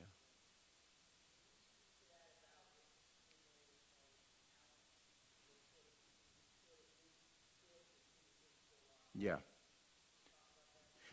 Okay, I'm going to put forward an idea. I don't know if I think it's true. Some of the most creative people, imaginative people are sitting behind bars. And I think a lot of them are ones that were so imaginative and creative that kind of a box called schools and society, they can't fit in very well. You understand what I'm saying? And we don't have room for people like that. Up to a point we do, but we can't really bring them in, incorporate them, teach them, show them, give them tools, let them blossom in the way they need to blossom. So we build prisons. And I think Jimmy and all these young men, candidates, and so many people that I met, women too, we just went to CIW, are just so powerfully that way. But they can't be fit in a box. And here we are permanently, for the most part, or even for a while, putting them in regular boxes. So to me, it's something you should know. Imagination and creativity is being locked up in our country, including the people who are some of the most imaginative and creative in our country.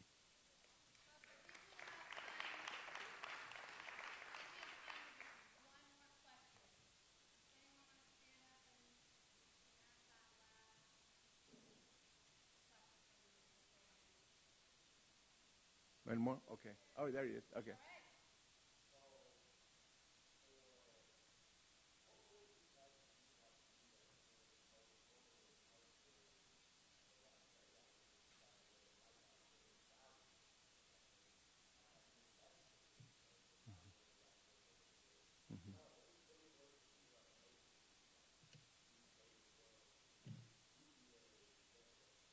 Mm-hmm.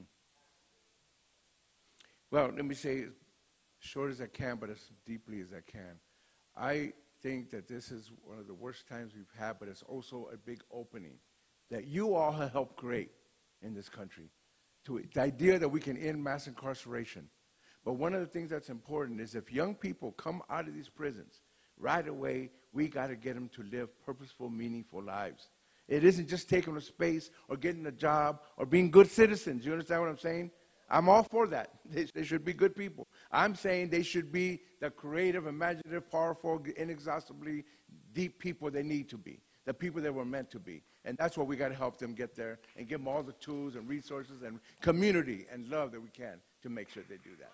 Thank you. Thank you very much.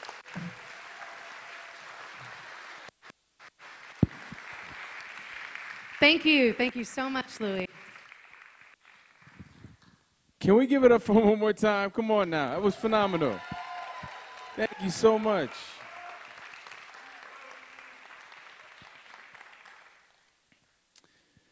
So, statistics, facts.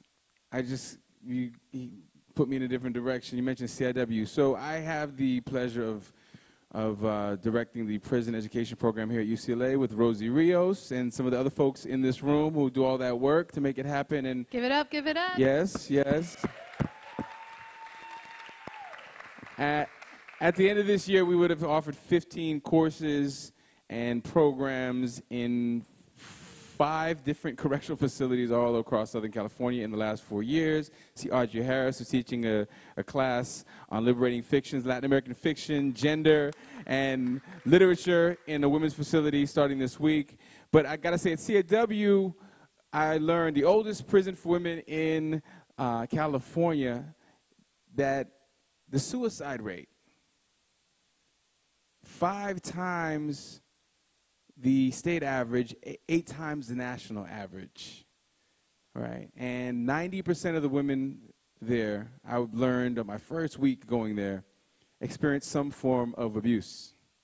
Intimate partner violence, domestic violence, sexual assault, right? Oftentimes there because of some relationship with a man, right?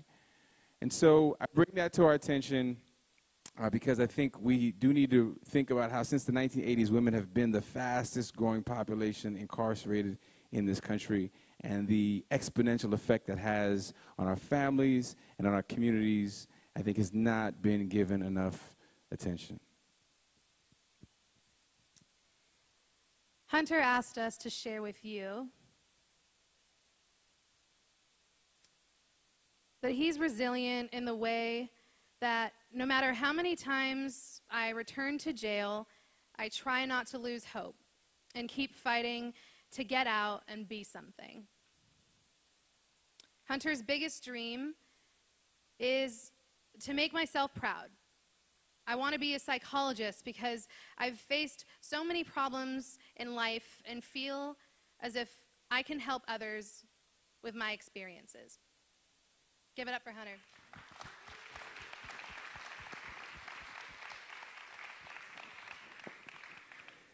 So our next speaker, guest, artist, who's going to come and bless you is someone who has been an inspiration all over the planet for so many people. She shares many titles: sociologist, actress, practitioner of theater of the oppressed, one of the originators of it. She is actually releasing her book in the English language this very weekend as a part of this festival. The first black feminist text on theater of the oppressed, Roots and Wings, a theory of praxis, yes.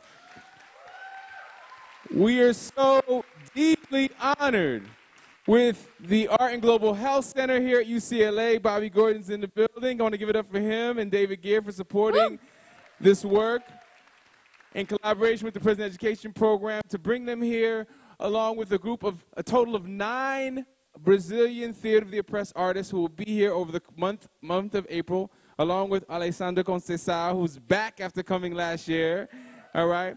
To bring theater that is participatory, bring theater that is engaging, theater that is about bringing the voices of folks who've been rendered voiceless into the public space to impact not only how we experience our communities, but also how we change the laws that affect our lives on a daily basis. She is truly an embodiment of art and law. Working from Brazil to Berlin and all over the world, please put your hands together and welcome the incomparable Barbara Santos.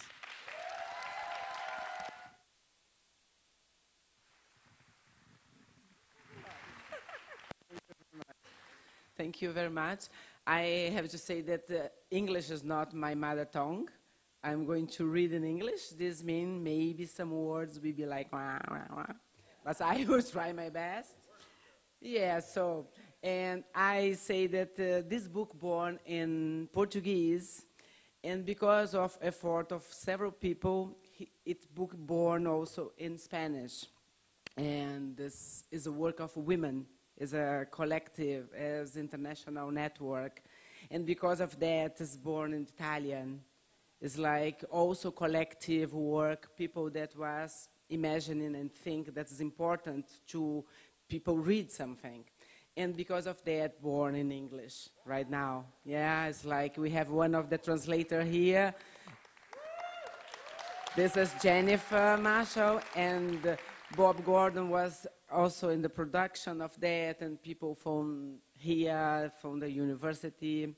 So this is the theory of the praxis. This method was created for Augusto Boal, the Brazilian playwright. And I am working the feminist perspective of this method.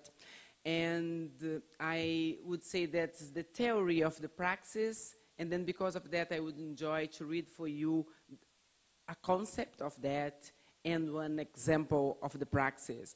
And I was the coordinator of a national program in the prison system in Brazil. And this program was a program with theater. We use theater in more than 100 jails or penitentiary in the whole country. Yes, it was in 14 different states. So, and then I bring tonight one example of this experience. Yes, I want to start with the concept of oppression. Theater of the oppressed is theater and is of the oppressed.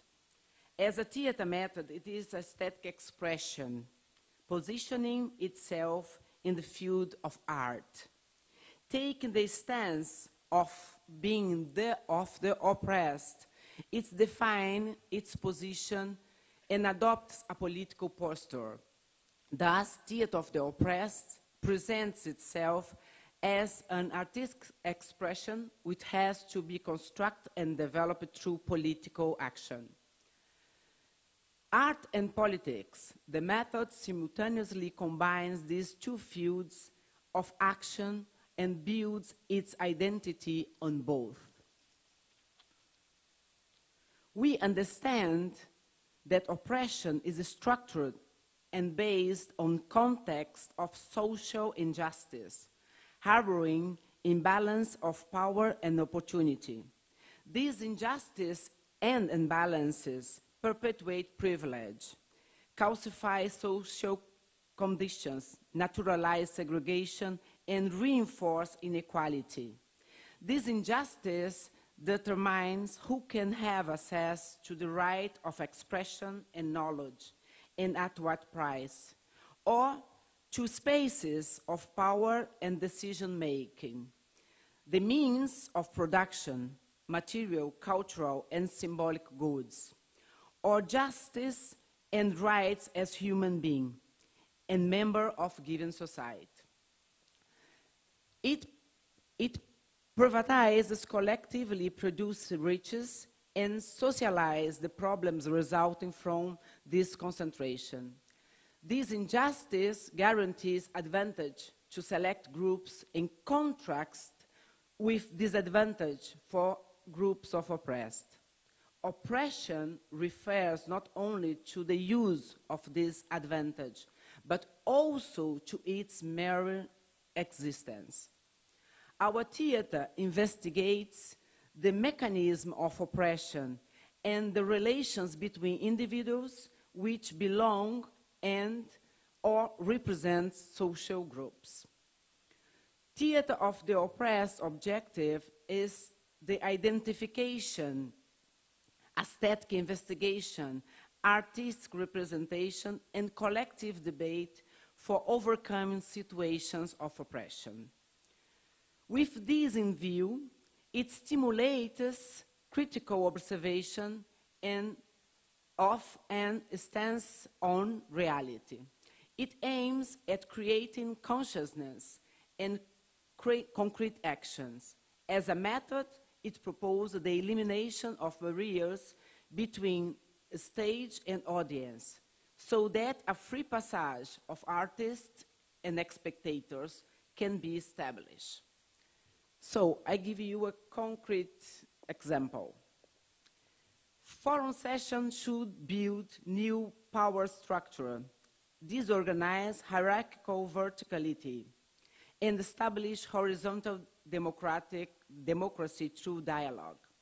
Even if only temporarily, they should put social actors in unexpected circumstance, allowing for the free exercise of expression and provoke unusual dialogues that only theater can provide. Piauí, Brazil, female penitentiary. Piauí is a state in northern region in Brazil. A hot morning in Piauí was the starting of especially unsettled in the female prison in Teresina. On one side, in the administrative part, there were visitors, alien,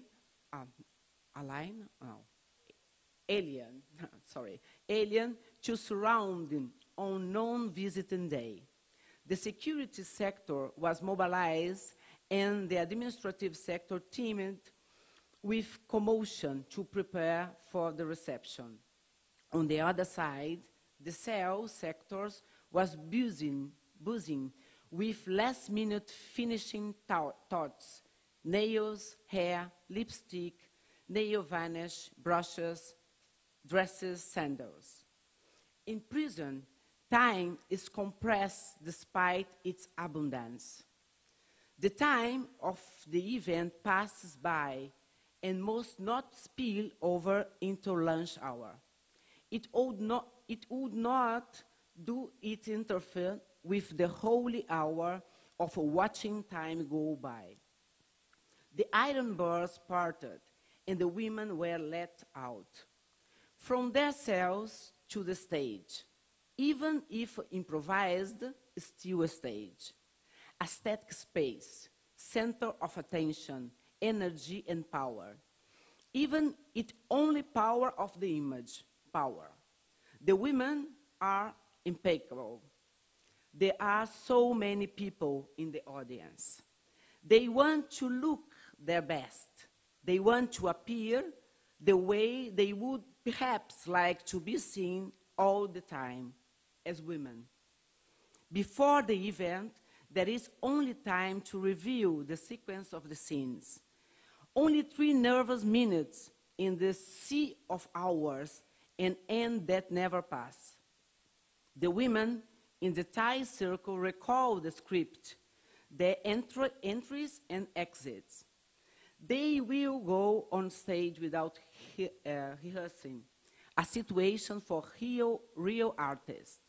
They would temporarily set up of the social role as prisoners and take that of artists, the role inherent to human beings who carries the essential theater within. On stage, they are free to represent themselves, the guards, directors, cooks, visitors, or any other character. On stage, they became the center of attention for the department director, the state director of human rights, the state penitentiary coordinator, the other prison authorities, the agents, the military policy in charge of security, the other prisoners, civil society representatives, and other guests. Can you bring my water? Thank you very much.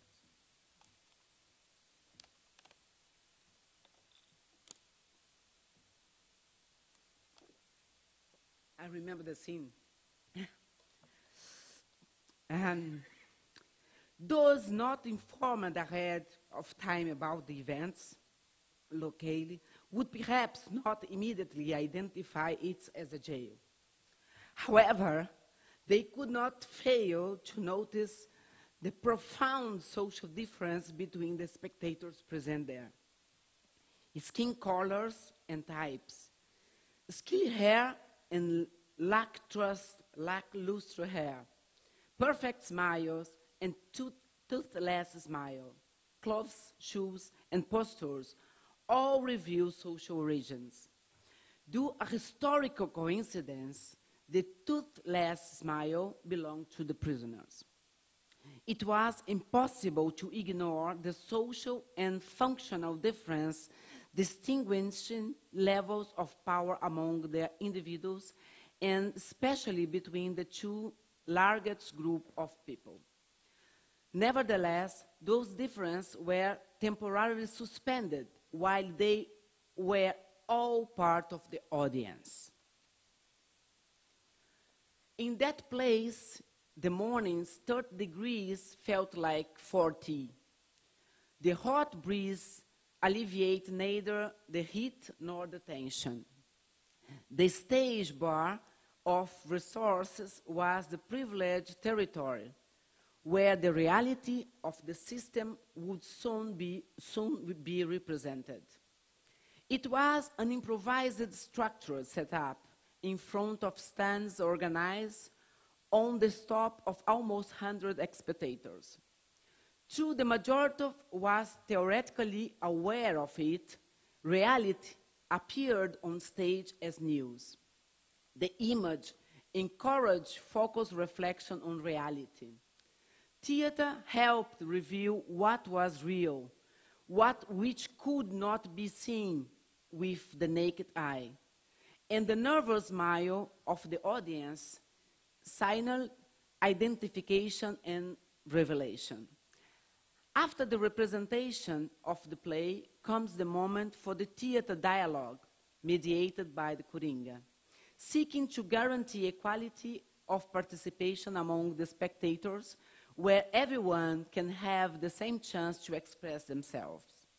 The first intervention was made by a prison authority who had to substitute one of the prisoners and go behind the stage bars to give his opinion on the best way to resolve the problem.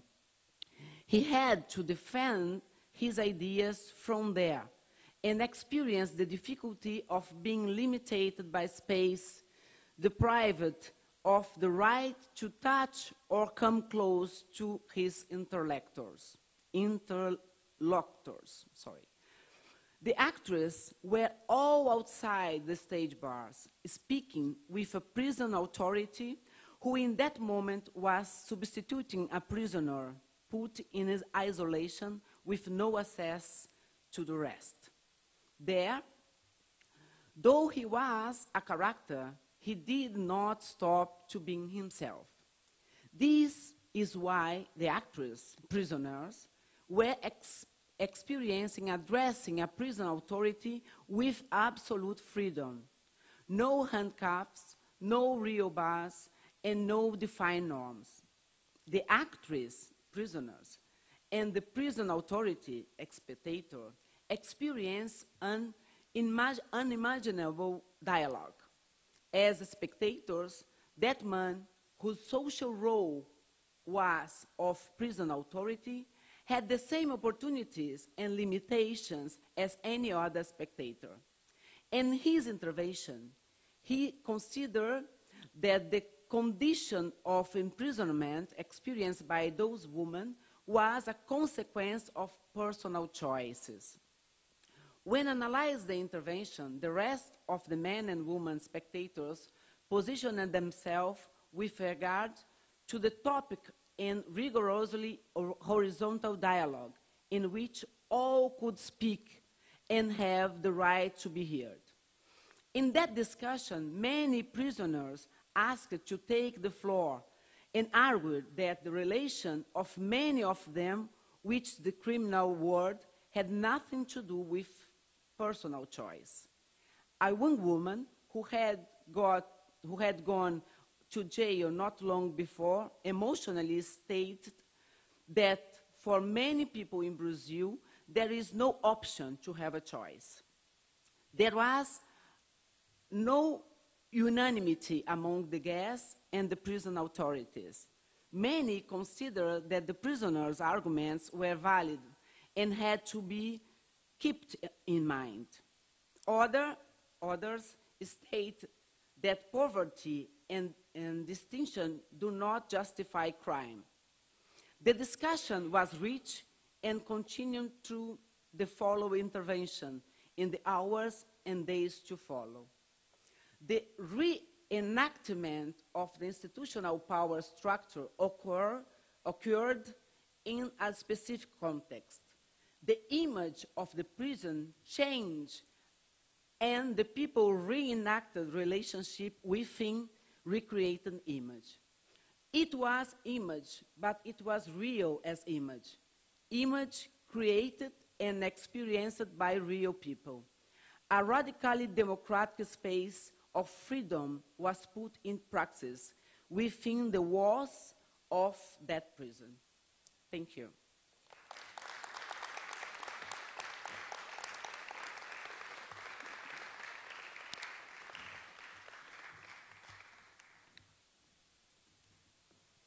Let's get another hand of applause for Barbara Santos, everybody. Thank you.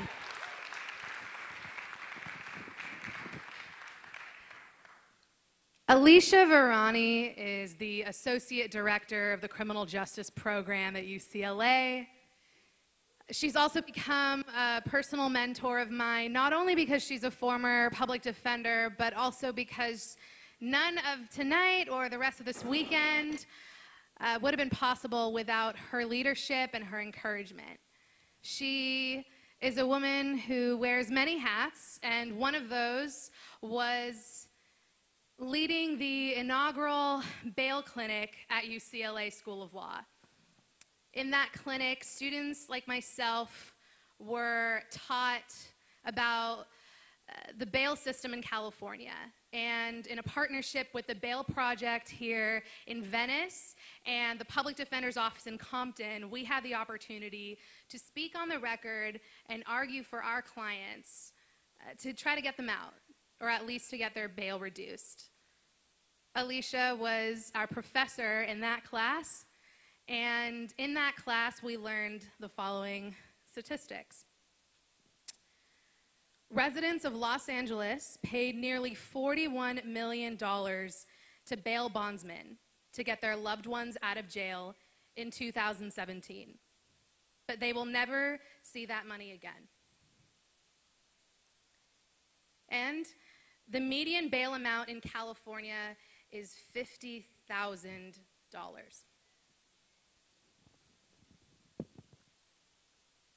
A word from Xochitl in San Fernando Valley, from San Fernando Valley.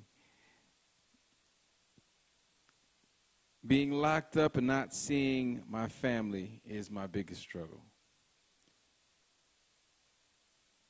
Not getting caught in dumb stuff is my biggest need when I get home.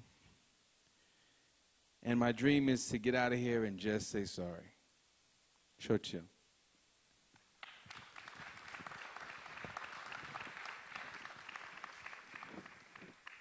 Next up, we have Ken Hartman. Now, Ken is a critically acclaimed writer and prison activist who served 38 years of a life sentence without the possibility of parole before his sentence was commuted in 2017.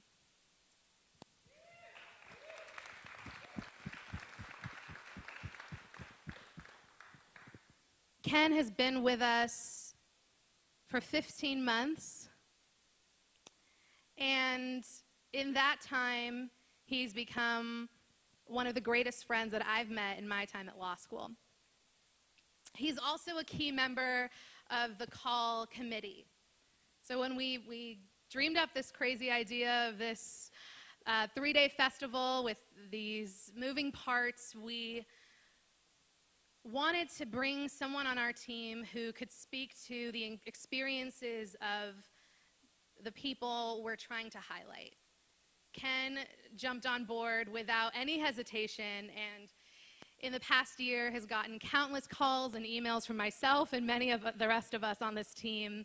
He's signed up for everything and anything we've needed him to do, and he's gifted us with his humor, his spirit. He's grounded us, and he's encouraged us. Tonight, Ken will be reading from his book, Mother California, A Story of Redemption Behind Bars, which he wrote and published while incarcerated. Following the reading, time permitting, we'll ask you all for just a couple of questions to ask Ken. Give it up.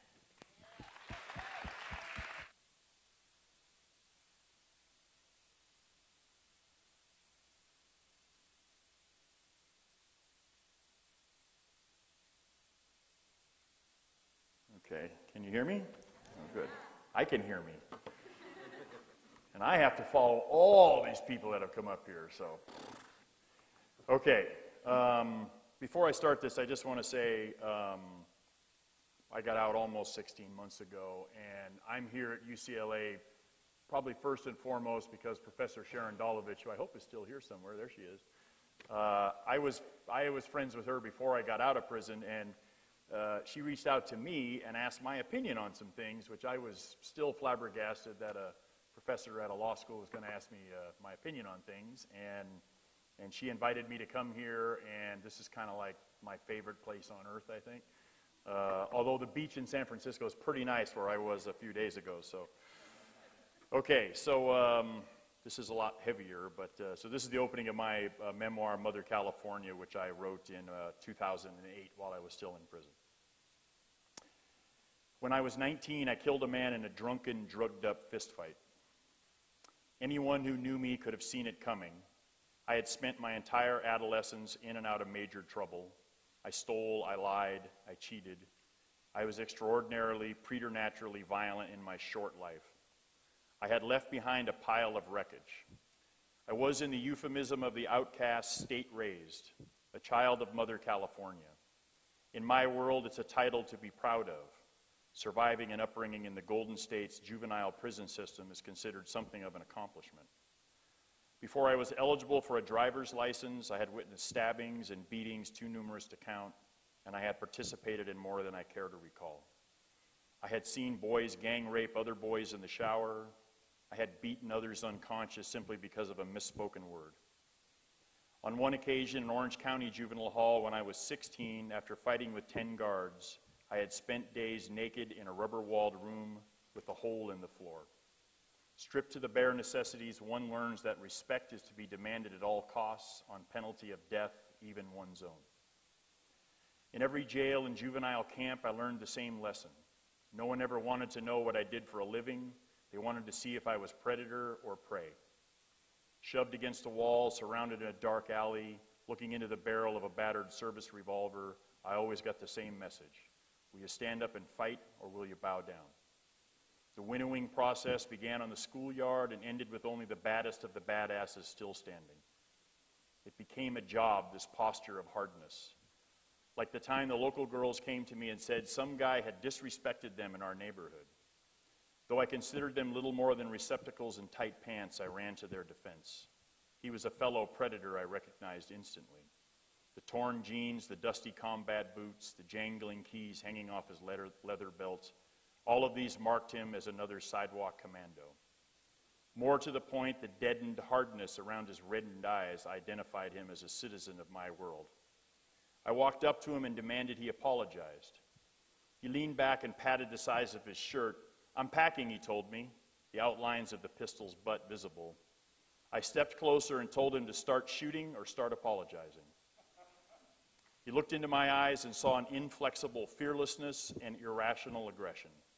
After he made his act of contrition, he walked away, tossing over his shoulder, "You're fucking crazy." It was a grudging compliment. This was who I was. This was who I aspired to be.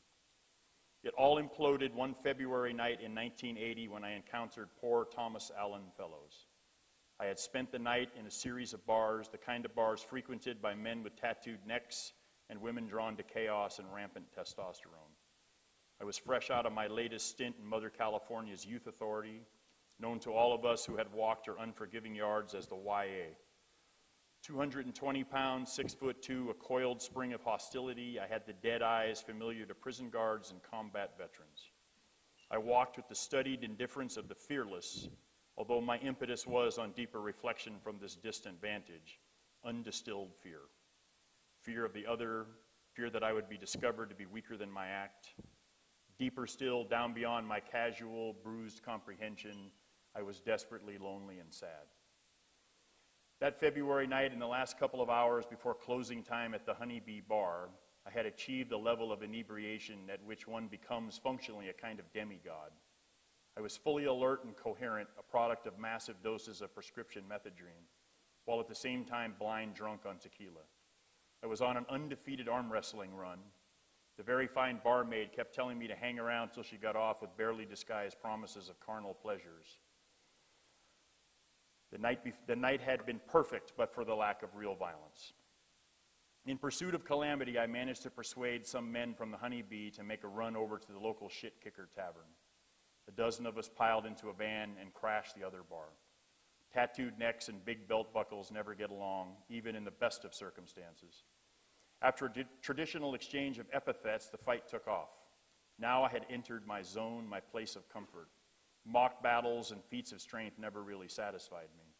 I needed to feel the crunch of knuckles on bone, see the blood spray out from the point of impact, hear the grunts and groans of pain, smell the tang of fear in the air as I wailed away.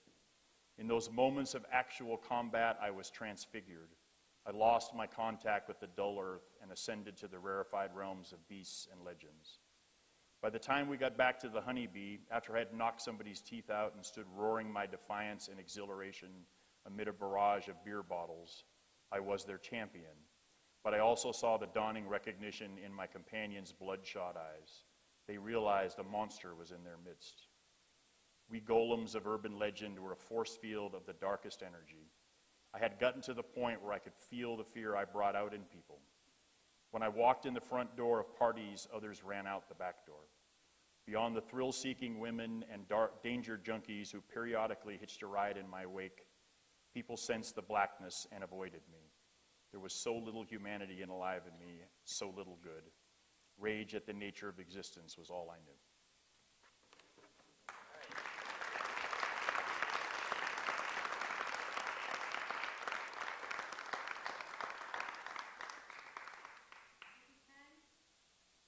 You're welcome, Delaram, who is now one of my closest friends, too, I have to say. Do we have any questions from the audience for Ken?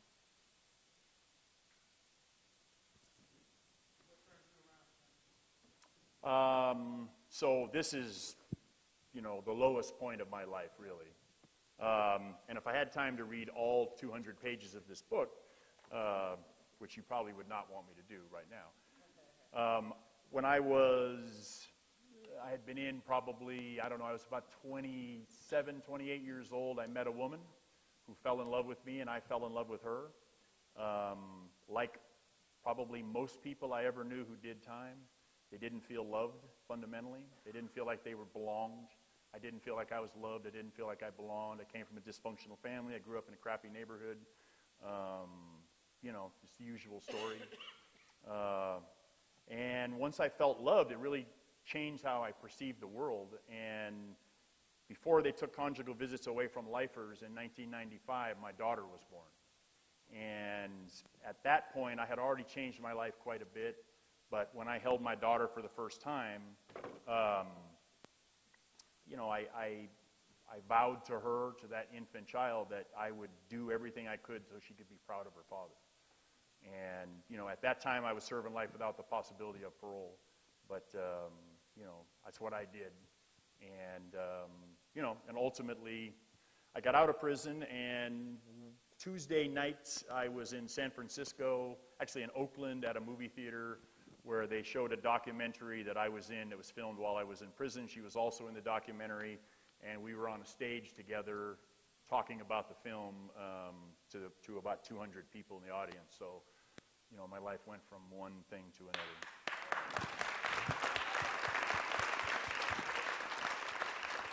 Just one last question.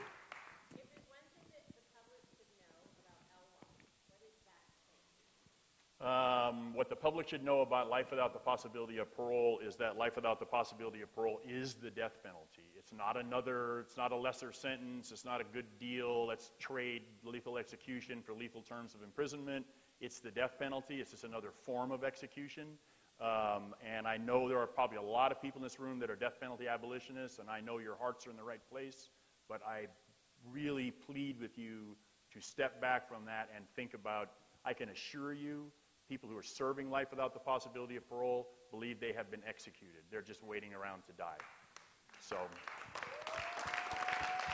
Thank you, Ken. You're welcome. One more round of applause for Ken, everybody.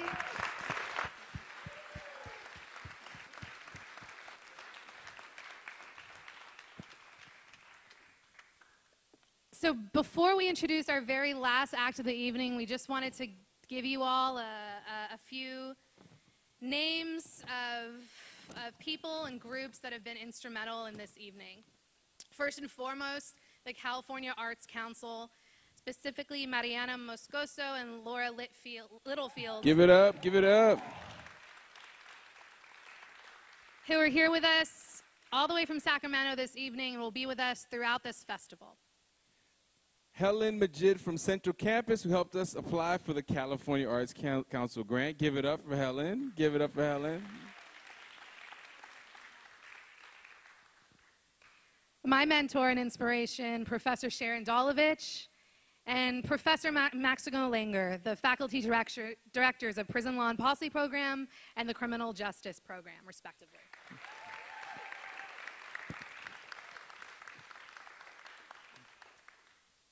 I'm going to do three together because they have a lot in common, and I think have inspired me in similar ways tonight. Senator Holly Mitchell, yes, Brother Danny Glover, and my new brother from another mother, Jason George. Give it up for him one time, y'all. Yes. Thank you.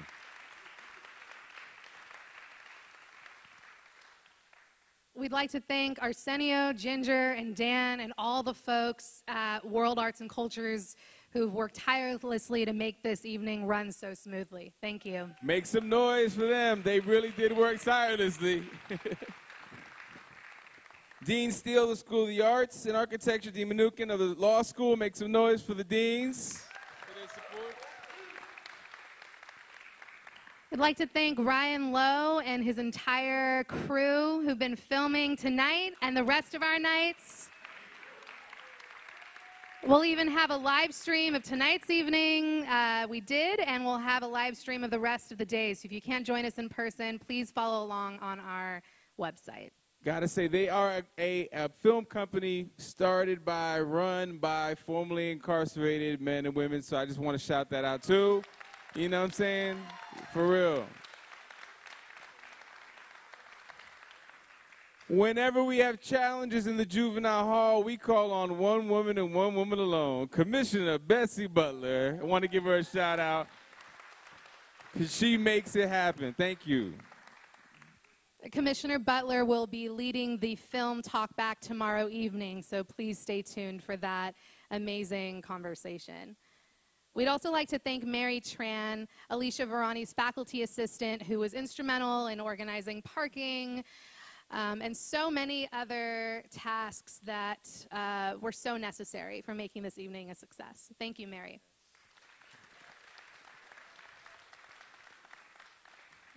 Rosie Rios, the Administrative Director of the Prison Education Program, who's leaving us at the end of this year to go to Columbia University and do her master's on a full ride. We're very proud of her. And I just got to say, this is a young lady who works so incredibly hard to make all prison education work happen on this campus. The daughter of 2 liberation theologists, a mother who walked here from El Salvador, actually, you know. So I'm so proud of you, Rosie. Thank you for all you do.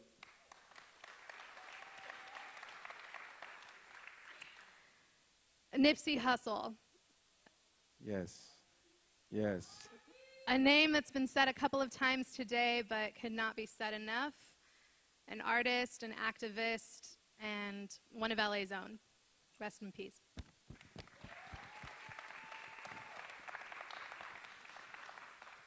Make some noise for all of the Call Festival volunteers. Stand up, y'all. All the volunteers, stand up. Be recognized. Stand up. Stand up doing all the work behind the scenes to make this happen. Thank you.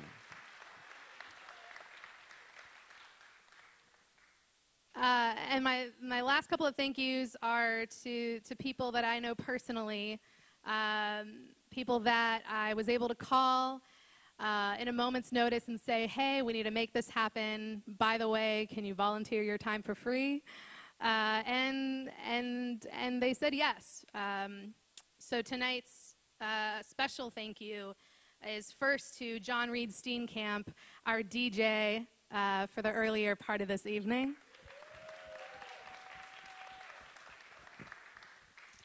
And last but not least, Neil Pike, who designed the logo, our incredible website, and has been a champion of this festival in big ways and small.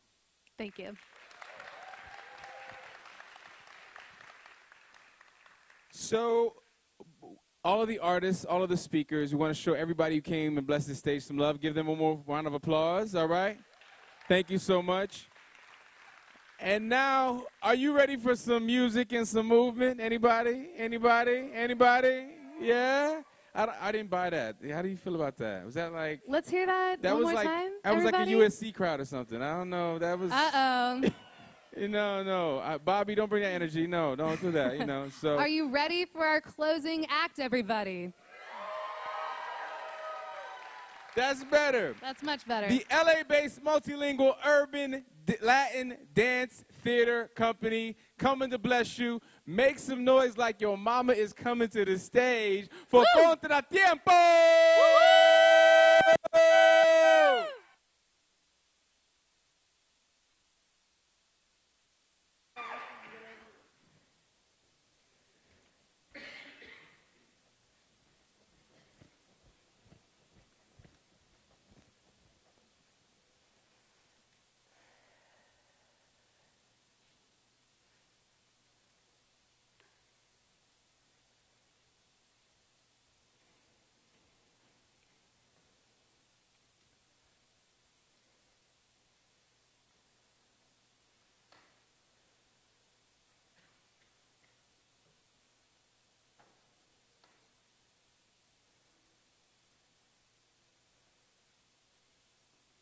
You have the right to remain joy us. Anything you say can and will be used to uplift your spirit and to brighten your light. You have the right to love yourself. And I mean, really love yourself. To embody self-expression to the funkiest extent. You have the right to speak, to be heard, understood, and appreciated. Tú tienes libertad de ser quien eres. You have the right to remain indigenous, mestiza, to wear that sun-kissed, soil-embedded, dulce cafecito morena skin. let us remind you that our breath is the very act of resistance. You have the right to elevate your consciousness. You have the right to fly, to devour space unapologetically. Y hacer un pacto por amor. Tú tienes the right to speak in Spanglish, to sound like a pocha, porque after all, we carry both languages. It's a privilegio. It's a talent to live in the in-between. You have the right to remain unsilenced, untouched, unharmed, unbothered in your pursuit of freedom, happiness, justice, and joy. You have the right to wear a hoodie with Skittles hanging out your back pocket, bend over to tie your shoelace, and not get killed. You have the right to speak to your ancestors and have them present with you during any questioning. And if you cannot afford a Bovedà or an altar, one will be provided for you, but at government expense. You would be provided a world that loves you. You will be provided this internal, deeply rooted birthright, joy. You will be provided with a community. And if you can't afford one, you can always ask. And you will be provided with a tribe, a village, a crew. Familia. Sahar. Raza. Comunidade. Bam Bam, homies, ride or dies. A squad. A house. Ile. You know our ancestors? They used their hands to clap the first clave.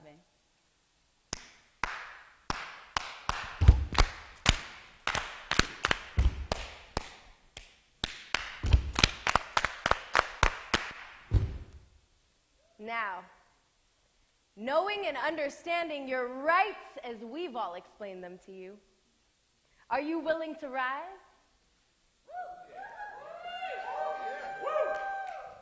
All right, that was okay. I'm going to ask you all one more time. Ladies and gentlemen, are you willing to rise? Yes! Come on now. Because you are joy. They are joy. We are joy. Joy us. Sewa.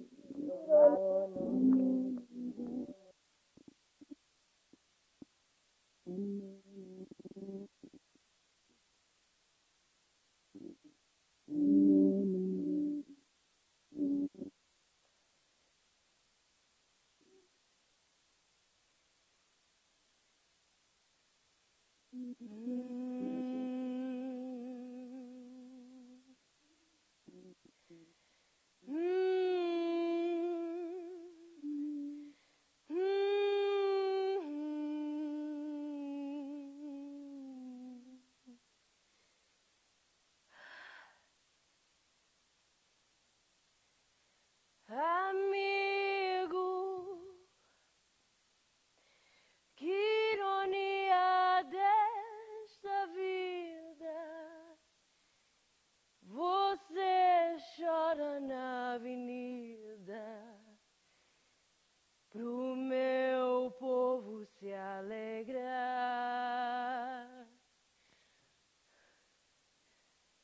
Eu bato forte em você aqui dentro do peito, uma dor me destrói, mas você me entende e diz que pancada de amor não dói. Eu bato forte em você aqui dentro do peito, uma dor me destrói, mas você me entende e diz que pancada de amor não dói. Amor não dói. Amor não dói. Amor não dói.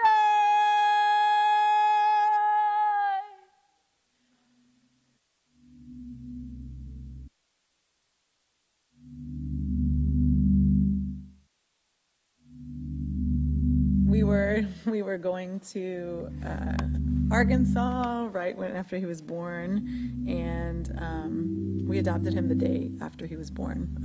So we didn't get to meet him until he was a day old. We walked into the hospital room, and Luca was hooked up on machines. He had a breathing tube and a feeding tube, and he asked the doctors why they had all these things on him, and they said, well, it was because that he wasn't eating and he wasn't breathing on his own, and they were worried about his ability to get his nourishment, and so they wanted to just make sure to support him with all these machines and apparatus. And the minute we got there, we picked him up, started loving on him, did some skin to skin, just kissed and hugged and rubbed his little head and told him how much we loved him and that we were so happy to be together, and that he was never ever going to be alone ever again, that we were his family and that we would always be here for him. And yeah, we just bead. We just were together, and yeah, basically about 15 minutes later he began to eat, and they were able to take his tubes out, and he was able to just be and exist inside of this little new body because he had us there. And it was such an example to me. I just remember just feeling so struck by how important that human connection is, that that skin to skin, that connection of knowing that you are not alone and that you are loved and that you are whole and that you are supported and you are connected. That's just like honestly what all of us need. And yeah, I don't think there's any better example. So I don't know if there's much more I want to say about that, but just I love my little Luca. You are connected and whole, and that connection of that you are loved and that you are whole and that you are supported and you are loved and that you are whole and that you are knowing that you are not alone, supported, loved, and that you are whole and that you are.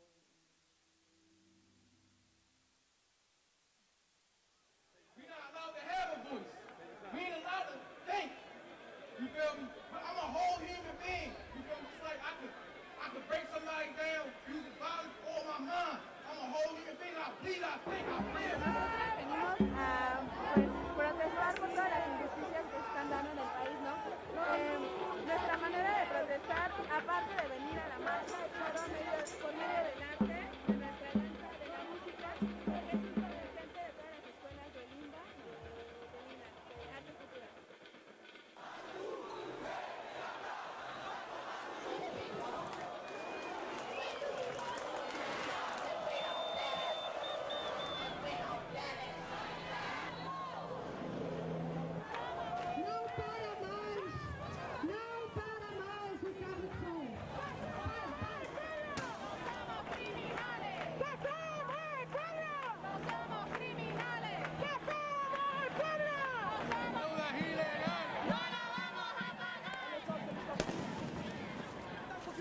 Polícia atacando gás. Aqui é morador, aqui todo mundo tem família. Tem famílias aqui, crianças, senhoras, senhores. Tá todo mundo aqui lutando pelos seus direitos. A gente tá querendo nada mais do que o que é justo. A gente só quer o justo.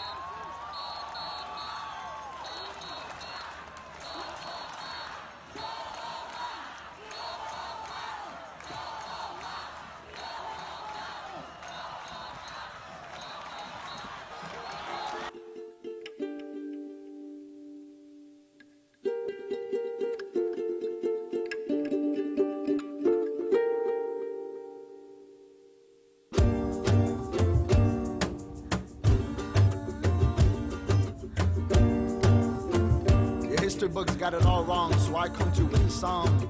En 1810, con el gran grito de pasión, se levantaron con razón.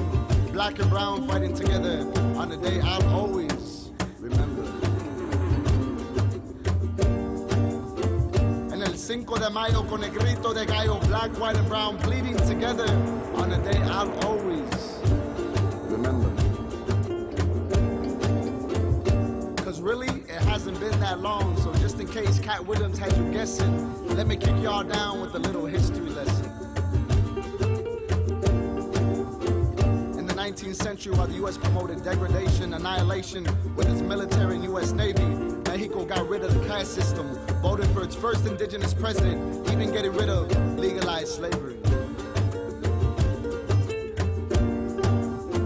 The Underground Railroad also ran south, which led black folks to freedom, with Mexico right there to receive them.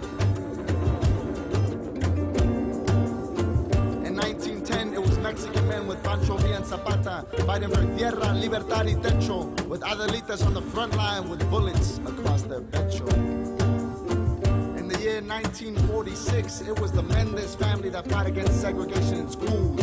Because before that, they treated us like fools, pushing us out into gangs, wars, and drugs. And then they get pissed off at us when we become Crips and Bloods, traviesos, zoot-suiters, pachucos, folkloristas, punks, bomberas, jaraneras in the heat, jaraneros with the bomb-ass beats, talking about what's really going on in the streets. In the 60s, in the streets of Oakland, California, Black Panthers organized for answers. Young lords in New York fought against wars. The Stonewall Rebellion remained true for the rights of the LGBTQ. AIM, who was down for native rights with no shame in their game. Brown Berets in LA learning how to fight and doing what's right. In the campos of California, Filipinos were the first ones to lay down the boycott, screaming in solidarity, Isang Baksak, one rise, one fall. You come for one, you come for all. And today, Arizona and Alabama, they don't play, carving out racist laws like it's made out of clay. I stand with Emmett, Trayvon, Oscar, and Bell, with my mentor Mumia up in the cell, telling you I'd rather be blind than to stay quiet on a day while my people are hunt down like prey. Because my ability to breathe is directly connected to my ability to see. It's not about me, never was, never will be. It's about we. It's time to move, y'all. It's movement time.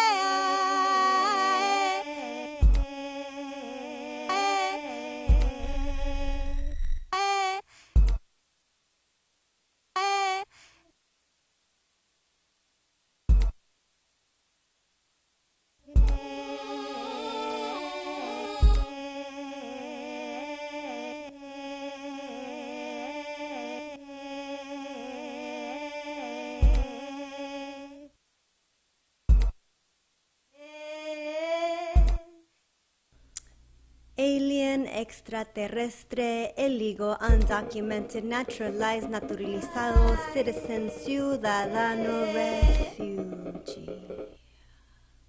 Refugiado, permanent resident, residente, residente, permanente. Lawful citizen, ciudadano de ley.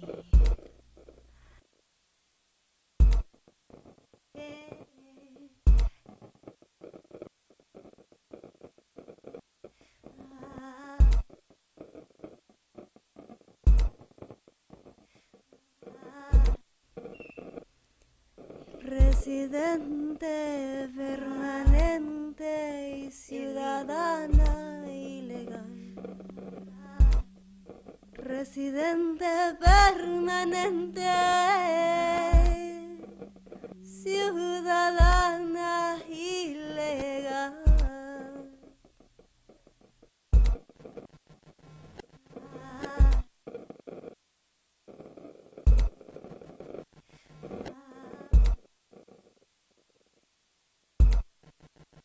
Alien, alien, alien, alien, alien,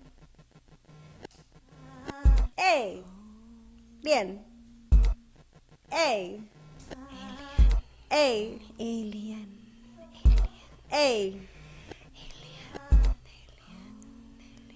alien.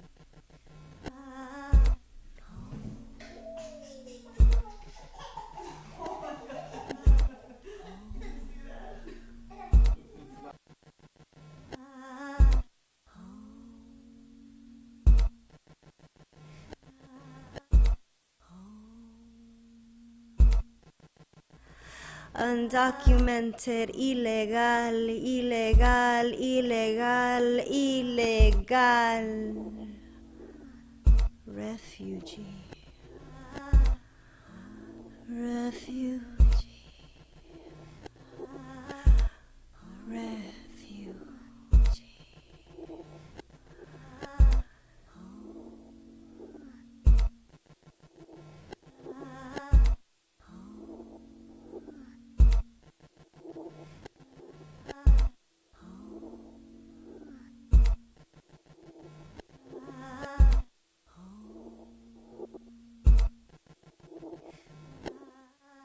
Citizen. Permanente. Ciudadana ilegal, ciudadana de ley, ciudadana legal. Permanent resident. Residente. Ciudadano de ley. Extraterrestre. Naturalizado,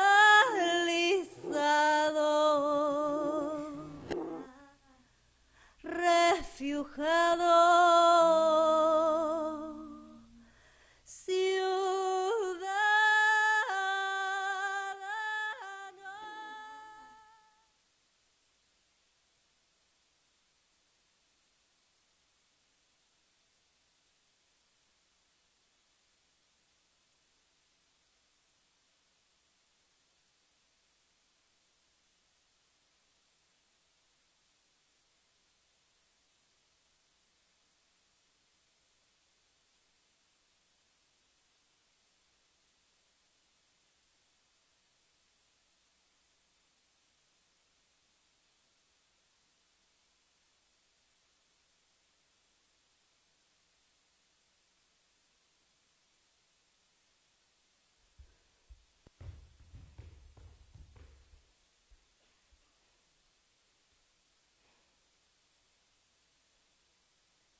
Your Honor, I'm defending myself against criminal charges by the United States government.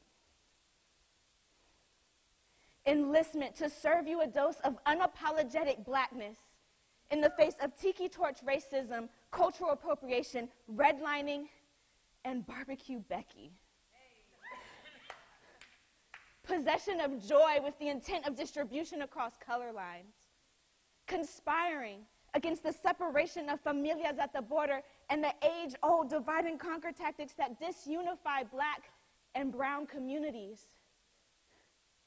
Exposing the indecency of political hypocrisy and the implicit bias in law enforcement. Tampering with the school-to-prison pipeline. And my favorite, compassion without a warrant.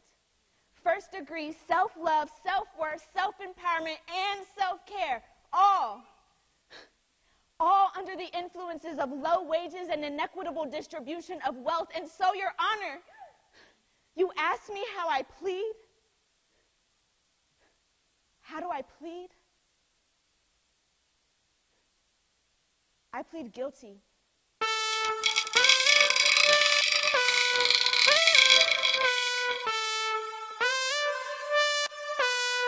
You are free to transcend.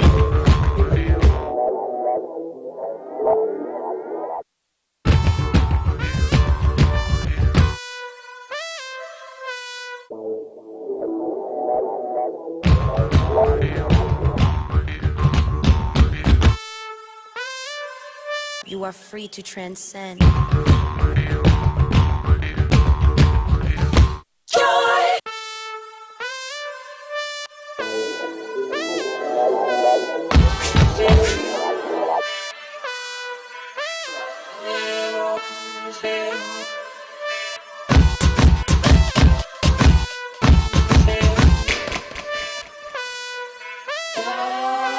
You are free to transcend.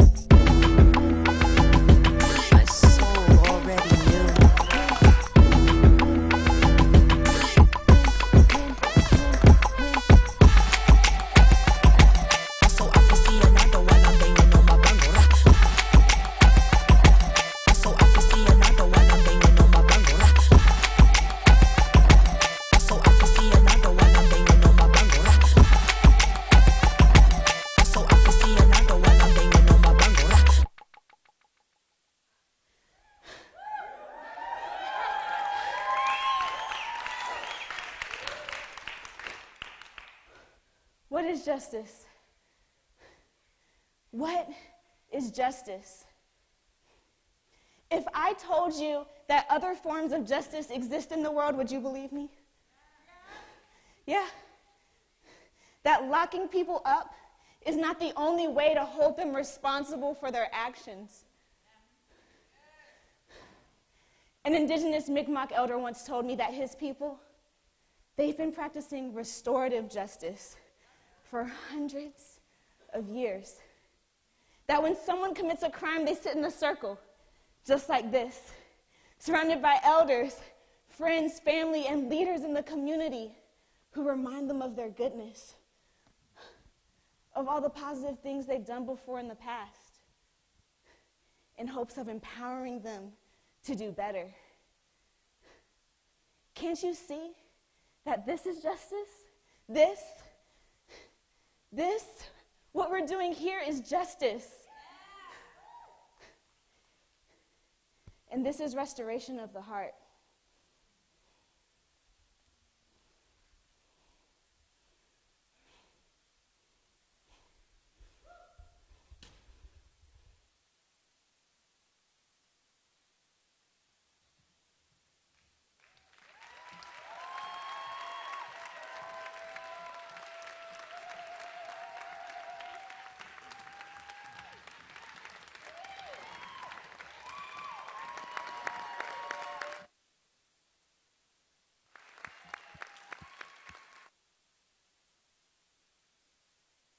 Wow, wow, wow.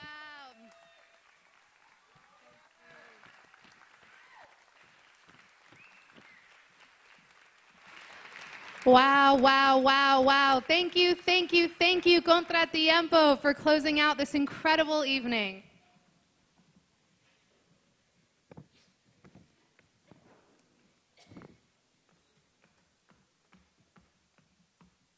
Again, my name is Delaram Kamalpour, and I want to thank you all for coming out tonight to join us in celebrating art and healing and connection. The goal of this night and the rest of this weekend is to invite you all to celebrate and create art and to continue the process of building community power to fight against the injustices of our criminal legal system. I thought I might share with you all the origin of this event.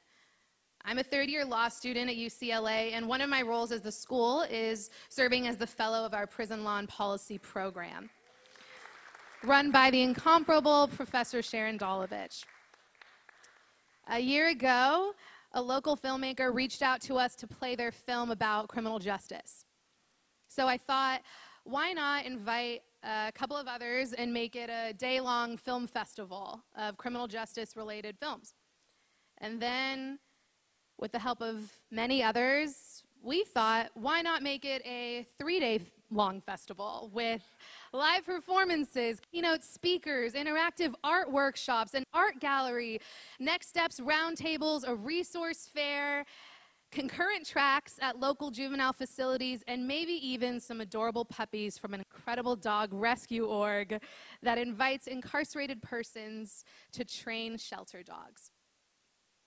This weekend is jam-packed with amazing programming meant to inspire and challenge. We invite you to stick with us through Sunday for an incredible journey. I'd like to say that on a personal note, I've never attempted something so massive and so fulfilling to me personally. Having the privilege to join my two passions of criminal justice and art is a dream. And molding this project around the wisdom of artists and activists and advocates who have been doing this work long before me has been an incredible education. But I've learned over the past year that even at a school as amazing as this one, and I'm a proud double Bruin, none of this would have been possible without the unrelenting support and mentorships of two people who made this dream a reality. Alicia Varani, Associate Director of our law school's Criminal Justice Program. Give it up for Alicia Varani, everybody. And my co-host this evening, Breon Bain, the founding director of the UCLA Prison Education Program, a professor of African American Studies and World Arts and Cultures, an artist, an advocate, an activist, and someone whose footsteps I am honored to follow. Thank you for your patience, your trust, your kindness, and your commitment to this team. I'd also like to recognize the remaining members of our steering committee who've been behind the scenes throughout this evening and the rest of our programming, but have been integral to this effort. It's been so humbling to have the much needed help of so many people to make this festival possible. Our call team all signed on without hesitation and have given themselves fully to this effort. Thank you to Rosie Rios, Administrative Director of the UCLA Prison Education Program, and the reason everything tonight ran so smoothly. Thank you to Jordan Palmer, first year at the law school, who'll be manning the merch table all weekend. Thank you to Shawnita Hampton, first year law student who took care of RSVPs. Thank you to Matt Griffith, second year UCLA PhD student in higher education and organizational change, who made sure you all got fed. Thank you, Rachel Pendleton, second year law student and our courageous, courageous volunteer coordinator. Thank you, Laura Jones, a second year at the law school who single-handedly put together tomorrow night's art gallery. Stay tuned for that, y'all.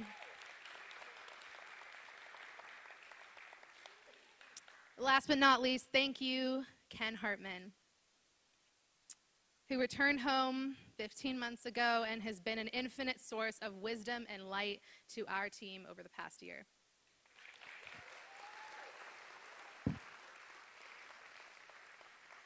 We at Call believe that it's crucial to have the people that we are fighting for with us in every conversation. But unfortunately, because of the nature of this work, too often our clients, friends, and family in the system cannot be with us in person. It was our goal to nonetheless bring them along for the weekend, to the extent possible. From this morning's programming at Central Juvenile Hall to tonight's readings by Danny Glover and Jason George, tomorrow's programming at Barry J. Nydorf Juvenile Detention Center, tomorrow evening's art gallery, and even our film crew this weekend. We have aimed to keep the dialogue open and flowing. Thank you to you all for making it possible and for joining us in our call to action to end mass incarceration. Thank you. Have a great night. Get home safe, and see you tomorrow at our law school for our interactive art workshops. Good night, everybody.